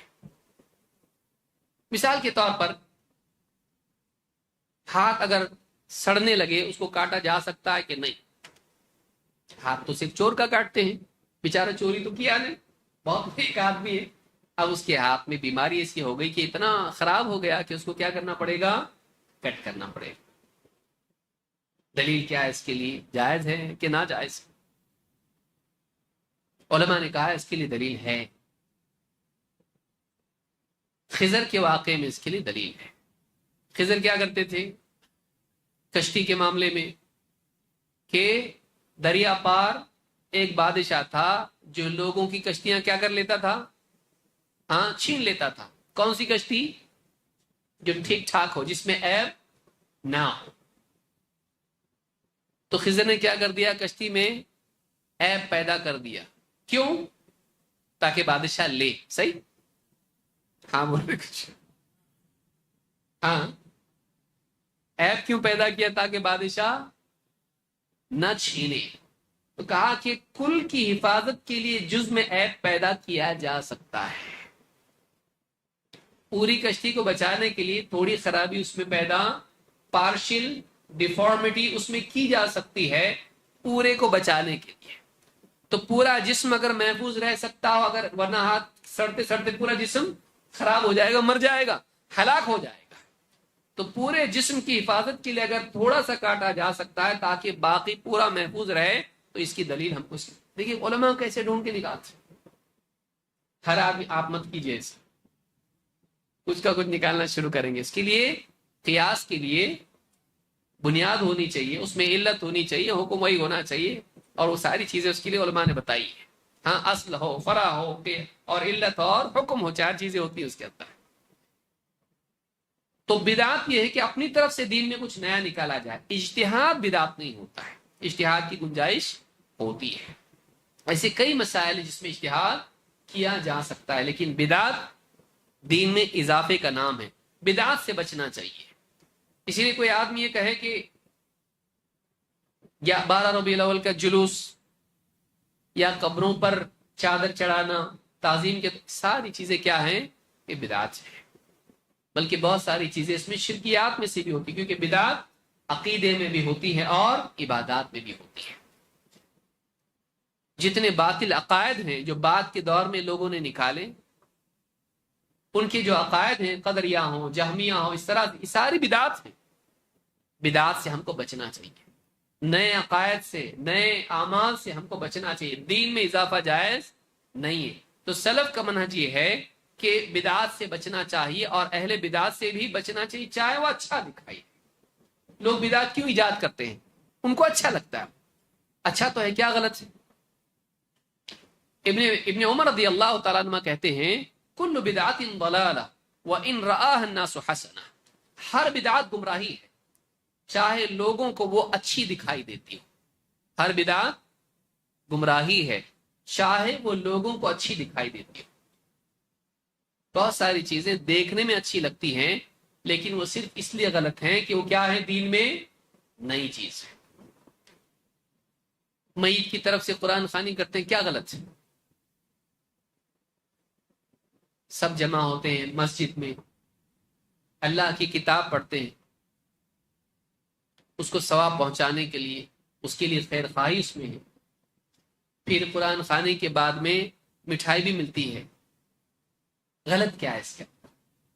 برا کیا ہے؟ برا یہ ہے کہ اس کا کوئی ثبوت نہیں ہے. ابن مسعود رضی اللہ تعالیٰ عنہ کے وقت میں کچھ لوگ مسجد میں بیٹھے ہوئے کنکریوں پر ذکر کرتے تھے. وہ کیا، ان کا گروپ لیڈر تھا، جیسے آئی ٹی میں ہوتا ہے نا گروپ لیڈر ہوتا ہے، تو ان کا گروپ لیڈر تھا. بولتا تھا 100 بار لا الہ الا اللہ پڑھو. سارے لوگ کنکریوں پر لا الہ الا اللہ لا الہ الا اللہ دائرہ بنا کے بیٹھے ہوئے. 100 مرتبہ سبحان اللہ کہو، سارے پڑھنا شروع کرتے تھے. ابن مسعود رضی اللہ تعالیٰ عنہ پہنچے، ڈانٹ کے ان کو کیا کر دیا؟ ہٹا دیا. لمبا واقعہ ہے جس کو امام الدارمی اور امام احمد نے روایت کیا. تو آپ نے ان کو گمراہ قرار دیا، غلط کہا، اور بعد میں خوارج کے ساتھ مل کے صحابہ کے خلاف لڑنے والوں میں سے انہی میں سے تھے. وہ کیا کر رہے تھے؟ وہ اللہ کا ذکر کر رہے تھے لیکن ایسے طریقے سے کر رہے تھے کہ جو سنت نہیں ہے. تو ذکر غلط نہیں ہے، اس کا طریقہ غلط ہے. لیکن اکثر اوقات لوگ سمجھ نہیں پاتے، کہتے فاتحہ پڑھنا غلط ہوتا کیا؟ قرآن پڑھنا غلط؟ ہم فاتحہ دے رہے ہیں تو فاتحہ پڑھنا غلط کیسا ہوا؟ فاتحہ قرآن میں نہیں ہے کیا؟ نماز میں پڑھتے نہیں کیا؟ تو فاتحہ کرنے سے غلط کیسا ہوتا؟ قرآن پڑھنے کو غلط بولیں گے آپ؟ ان کا آرگیومنٹ ایسا ہوتا ہے، قرآن پڑھنا غلط مطلب آپ کے حساب سے دیکھو یہ لوگ بولتے ہیں قرآن پڑھنا غلط. قرآن پڑھنا غلط نہیں ہے، اس طریقے سے قرآن پڑھنا غلط ہے، اس مقصد سے قرآن پڑھنا غلط ہے. تو اکثر اوقات کنفیوز ہو جاتے ہیں لوگ. دین کی ایک ثابت شدہ چیز ہوتی ہے اور اس کو ایک غلط طریقے سے اپنایا جاتا ہے. لوگ دونوں میں فرق نہیں کر پاتے ہیں کہ اس کو غلط بول کیوں رہے ہیں علماء. قرآن پڑھنا غلط نہیں ہے، سورہ فاتحہ غلط نہیں ہے، اس طرح سے کھانے میں برکت کے لیے سورہ فاتحہ پڑھنا اور یہ طریقہ اپنانا یہ غلط ہے. سورہ فاتحہ 4 قل اور اس طرح سے درود آگے 11 پیچھے 11 یہ غلط ہے. بولے درود بھی غلط بولتے ہیں، معاوضات بھی غلط بولتے ہیں، سورہ فاتحہ کیسے لوگ ہیں جو قرآن اور نبی کے درود کے مر گئے مردود نہ فاتحہ نہ درود. دیکھو فاتحہ کو بھی غلط بولتے ہیں، درود کو بھی غلط بولتے ہیں. کیسے لوگ ہیں؟ یہ دشمن مصطفیٰ ہیں. لیکن وہی لوگ عید کے دن اذان دیں گے عید کی نماز کے لیے نہیں. وہی لوگ نماز میں شروع میں درود پڑھیں گے، ثنا کی بجائے کون میں جا کر طیب میں درود پڑھتا تو اتنی دیر مرا تو بیچ میں. ایک کام کر، اللہ کی حمد و ثنائی ہوتی ہے نا ثنا میں، ایک کام کر تکبیر کے بعد فوراً درود سے شروع کر، ایک دم بگننگ اچھی ہونا چاہیے اپنی شاندار. باقی سب میں بھی تو کیا کرتا؟ پہلے درود پڑھتا نا، دعا سے پہلے درود ہونا چاہیے نا؟ نہیں، درود ہونا چاہیے نا. تو ایک کام کر، سورہ فاتحہ میں کیا ہے؟ دعا ہے کہ نہیں؟ فاتحہ سے پہلے درود دیتا نا تو، پڑھتا نا تو. 11 مت پڑھ، اللہ کے بندے نماز بہت لمبی ہو جائے. ایک کام کر، سورہ فاتحہ جو نماز میں پڑھتا ہے اس سے پہلے درود پڑھ. یہ کہاں سے لائے؟ کوئی بھی نہیں کرتا، اس نہیں کرے گا. اب تو دشمن نہیں ہے نبی کا، اب دشمن نہیں ہوا تو نبی کا. ہم دشمن ہو گئے اور تو دشمن نہیں. پر لیکن ایسے ثابت تو نہیں ہے نا. تو ہم کیا بول رہے تھے جب سے؟ ہم بھی تو یہ بول رہے تھے کہ ثابت نہیں ہے، لیکن تو درود کی محبت میں اتنا اندھا ہو گیا تھا کہ ثابت نہیں کا اصول ہی بھول گیا تھا. اب یاد آیا تجھ کو. اکثر اوقات آدمی ایک اصول یہاں یاد رکھتا ہے، وہاں بھول جاتا ہے، کیونکہ یہاں اس کا دل پسند کرتا ہے، وہاں اس کا دل پسند نہیں کرتا ہے. رواج کے مقابلے میں نبی کریم صلی اللہ علیہ وسلم اور صحابہ کے طریقے کو اہمیت دینا یہ عقل مندی ہے. آدمی اپنے دور کے رواج کو مانتا ہے، نبوی رواج کو نہیں مانتا. تو بدعات سے بچنا چاہیے اور اہل بدعات سے بھی بچنا چاہیے. شعبہ رحم اللہ فرماتے ہیں کانا سفیان الثوری یبغض اہل الاہواء وینہا عن مجالستہم اشد النہی. سفیان الثوری رحمۃ اللہ علیہ بدعتیوں سے بہت نفرت کرتے تھے اور ان کی مجلسوں میں بیٹھنے سے لوگوں کو منع کرتے تھے. بدعتیوں کی صحبت میں، ان کی مجالس میں نہیں جانا اور ایسے لوگوں سے دور رہنا. اہل بدعات سے دور رہنا، بدعتوں سے بچنا اور بدعت والوں سے بھی بچنا. کیوں؟ اس لیے کہ ان کی صحبت سے، ان کی سننے سے، ان کے مجلسوں میں جانے سے بہت ممکن ہے آپ بھی اس میں شریک ہو جائیں. فضیل ابن عیاض کہتے ہیں من عظم صاحب بدعت فقد اعان على هدم الاسلام. جو کسی بدعتی کی تعظیم کرے، کسی بدعتی کون؟ جو بدعت گھڑتا ہو، بدعت کی دعوت دیتا ہو. بولے بھالے بیچارے مسلمان جو غلطی سے بدعت میں پڑے ہوئے، ان کی بات نہیں ہو رہی یہاں پہ، ان کو قریب کر کے سمجھائیے. یہاں مراد وہ لوگ ہیں جو بدعت کے دائی ہوں، چیمپئن ہوں، اس کے ڈیبیٹر ہوں، اس کی نمائندہ ہوں. ایسے لوگوں کے بارے میں ہے کہ جو ایسوں کی تعظیم کرتا ہے فقد اعان علی ہدم الاسلام، اس نے اسلام کو ڈھانے میں مدد کی. اسلام سنت کا نام ہے. جو طریقہ نبی صلی اللہ علیہ وسلم نے رائج کیا وہ اسلام ہے. اور بدعت اسلام کو کمزور کرتا ہے، بدعتی اسلام کو کمزور کرتا ہے. اس سے دور رہیں، اس سے دور رہیں اور اس کی تعظیم سے بچیں. نمبر 4، نقل کو عقل پر مقدم کرنا. سلف کے منہج میں ایک یہ چیز بھی ہے، جو ثابت شدہ چیزیں ہیں ان پر عقل کو مقدم نہیں کیا جائے گا. عقل نمبر 1 پر، باقی دلیلیں اس کے پیچھے. انجن عقل، ڈبے ساری دلیلیں نہیں. اصل دلیل کیا ہوگی؟ کتاب و سنت. عقل اس کے تابع ہوگی. ہم اس کو تسلیم کر لیں گے جو کتاب و سنت میں ہے، چاہے عقل میں آئے یا نہ آئے. زندگی کے سارے معاملات میں، دین کے معاملات میں جتنے بھی احکام ہیں، کبھی وہ عقل میں آئیں گے، کبھی نہیں آئیں گے. پیشاب کرنے کے بعد کیا ہے؟ غسل واجب ہو جاتا نا؟ ہاں نہیں،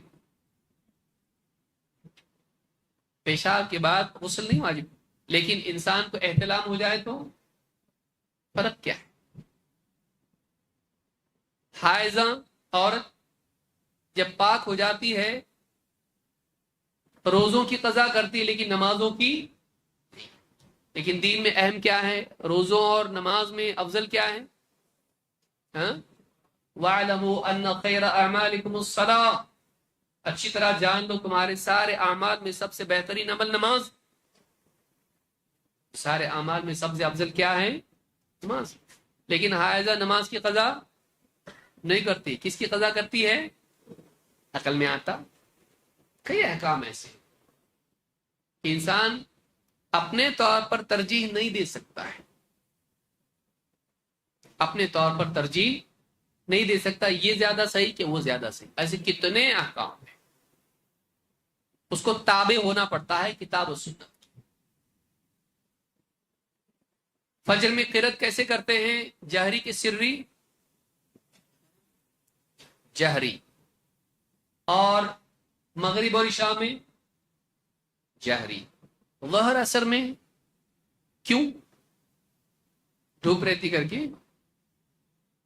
بعد بولتے اس زمانے میں لوگ تھکے ہوئے ہوتے تھے اور دھوپ ہوتی تھی، گرمی کی وجہ سے گلا بھی سوکھ جاتا. ہاں، اس کی وجہ سے کیا کرتے تھے؟ سری قرات کرتے تھے. جمعہ میں اس دن دھوپ نہیں رہتی تھی. آپ عقل سے کچھ بھی نکالو گے، عقل لنگڑی ہوتی ہے، آگے جا کے پکڑی جائے گی. یہاں آپ کی بات فٹ ہوگی، آگے جا کے فٹ نہیں ہوگی. اسی لیے ابو ہریرہ رضی اللہ تعالیٰ عنہ سے کسی نے پوچھا کہ یہ جو معاملہ ہے سری جہری کا کیا ہے؟ کہا دیکھو جن نمازوں میں اللہ کے نبی صلی اللہ علیہ وسلم نے جہر کیا ہم جہر کرتے ہیں، جن میں سر کیا ہم سر کرتے ہیں، بس خلاص۔ کیوں کرتے آپ جہر اور سر؟ ہمارے نبی نے ایسا کیا۔ کیوں کرتے آپ ایسا؟ ہمارے نبی نے ایسا کیا۔ جہری پڑھی تو جہری، سری تو سری، پھر عید کی نماز بھی جہری اور جمعہ بھی جہری، ٹھیک، دن میں ہے اجالا ہے اندھیرا ہے کچھ۔ سفر میں قصر کیا، حضر میں پوری پڑھی، کیوں کیا؟ ہمارے نبی نے ایسا۔ فجر کو آدھا نہیں کیا، قصر میں کیا کرتے ہیں آدمی؟ قصر کا مطلب ہے جتنی نماز ہم حضر میں پڑھتے ہیں اس کو آدھا کریں۔ مولوی صاحب مغرب کو کیا کریں؟ 1.5 پڑھیں۔ اور فجر کو کیا کریں؟ سب کو آدھا کرنا ہے تو پھر فجر کو آدھا کیوں نہیں؟ 1 رکعت نماز پڑھیں گے، کیوں نہیں؟ صرف 4 کو کیا کرنا ہے؟ 2۔ ایسا کیوں؟ فجر میں کیوں نہیں؟ مغرب میں کیوں نہیں؟ ٹھیک ہے مغرب میں تو سمجھ میں آتا ہے کہ میتھمیٹیکل ڈسپیرٹیز میں کچھ پرابلم اس کے اندر ہے، لیکن فجر میں تو ہو سکتا تھا نا، آدھا ہو سکتا تھا، وہ کیوں نہیں کیا؟ ہمارے نبی نے ایسا نہیں کیا۔ لیکن قاعدے سے تو ہونا چاہیے نا، خاموش۔ قاعدہ سنت ہے، تیری عقل نہیں۔ سمجھ میں آ رہی بات؟ سنت کیا ہے؟ عقل سے بہتر۔ ابلیس کا مسئلہ،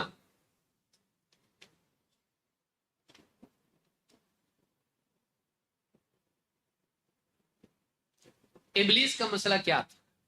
اس نے اللہ کے حکم کے مقابلے میں اپنی عقل میں جو بات آ رہی ہے اس کو کیا دی؟ ترجیح۔ اللہ کا حکم تھا سجدہ کر، سارے فرشتے سجدے میں گئے، اور ابلیس کو بھی سجدہ کا حکم تھا، اللہ ما منع کا ان تسجد، یعنی اللہ نے حکم اس کو بھی دیا تھا۔ وہ فرشتہ نہیں تھا، جن تھا، لیکن اسپیشلی اس کو بھی حکم تھا۔ اس نے اللہ کا حکم نہیں دیکھا، اس نے کیا کہا؟ انا خیر منہ، میں اس سے بہتر ہوں۔ کون بتایا؟ اس کی عقل نے بتایا۔ انا خیر منہ خلقتنی، اس کی علت بھی بتائی، اس کا ریزن بھی، سائنٹیفک ریزن بتایا اس نے۔ بہتر ہونے کا کیا ہے؟ سائنٹیفک ریزن ہے اس کا، بھائی یہ سب بے بنیاد تھوڑی نہ تھا۔ خلقتنی من نار وخلقتہ من طین، تو نے مجھے آگ سے پیدا کیا، اسے مٹی سے، تو آگ افضل ہے مٹی سے، لہٰذا میں بھی آگ سے بناؤں تو میں افضل ہوں مٹی والے سے، میں سجدہ اس کو نہیں کروں گا۔ اپنی عقل کو ترجیح دی اللہ کے حکم پر۔ کیا نتیجہ ہوا؟ ترقی ہوئی، پروموشن ہوا، ذلیل ہو کر قیامت تک کے لیے ملعون قرار پایا۔ معلوم ہوا کہ سنت یا وحی یا اللہ کی طرف سے آئے ہوئے علم کے مقابلے میں اپنی عقل کو ترجیح دینے میں انسان کے لیے ذلت ہے۔ اللہ رب العالمین ہم کو سمجھ عطا فرمائے۔ مزید باتیں ہم انشاءاللہ مغرب کی نماز کے بعد دیکھیں گے۔ وقت ختم ہو گیا ہے، اس لیے باتیں ہم بچی ہوئی جو باتیں ہیں مغرب کے بعد دیکھیں گے۔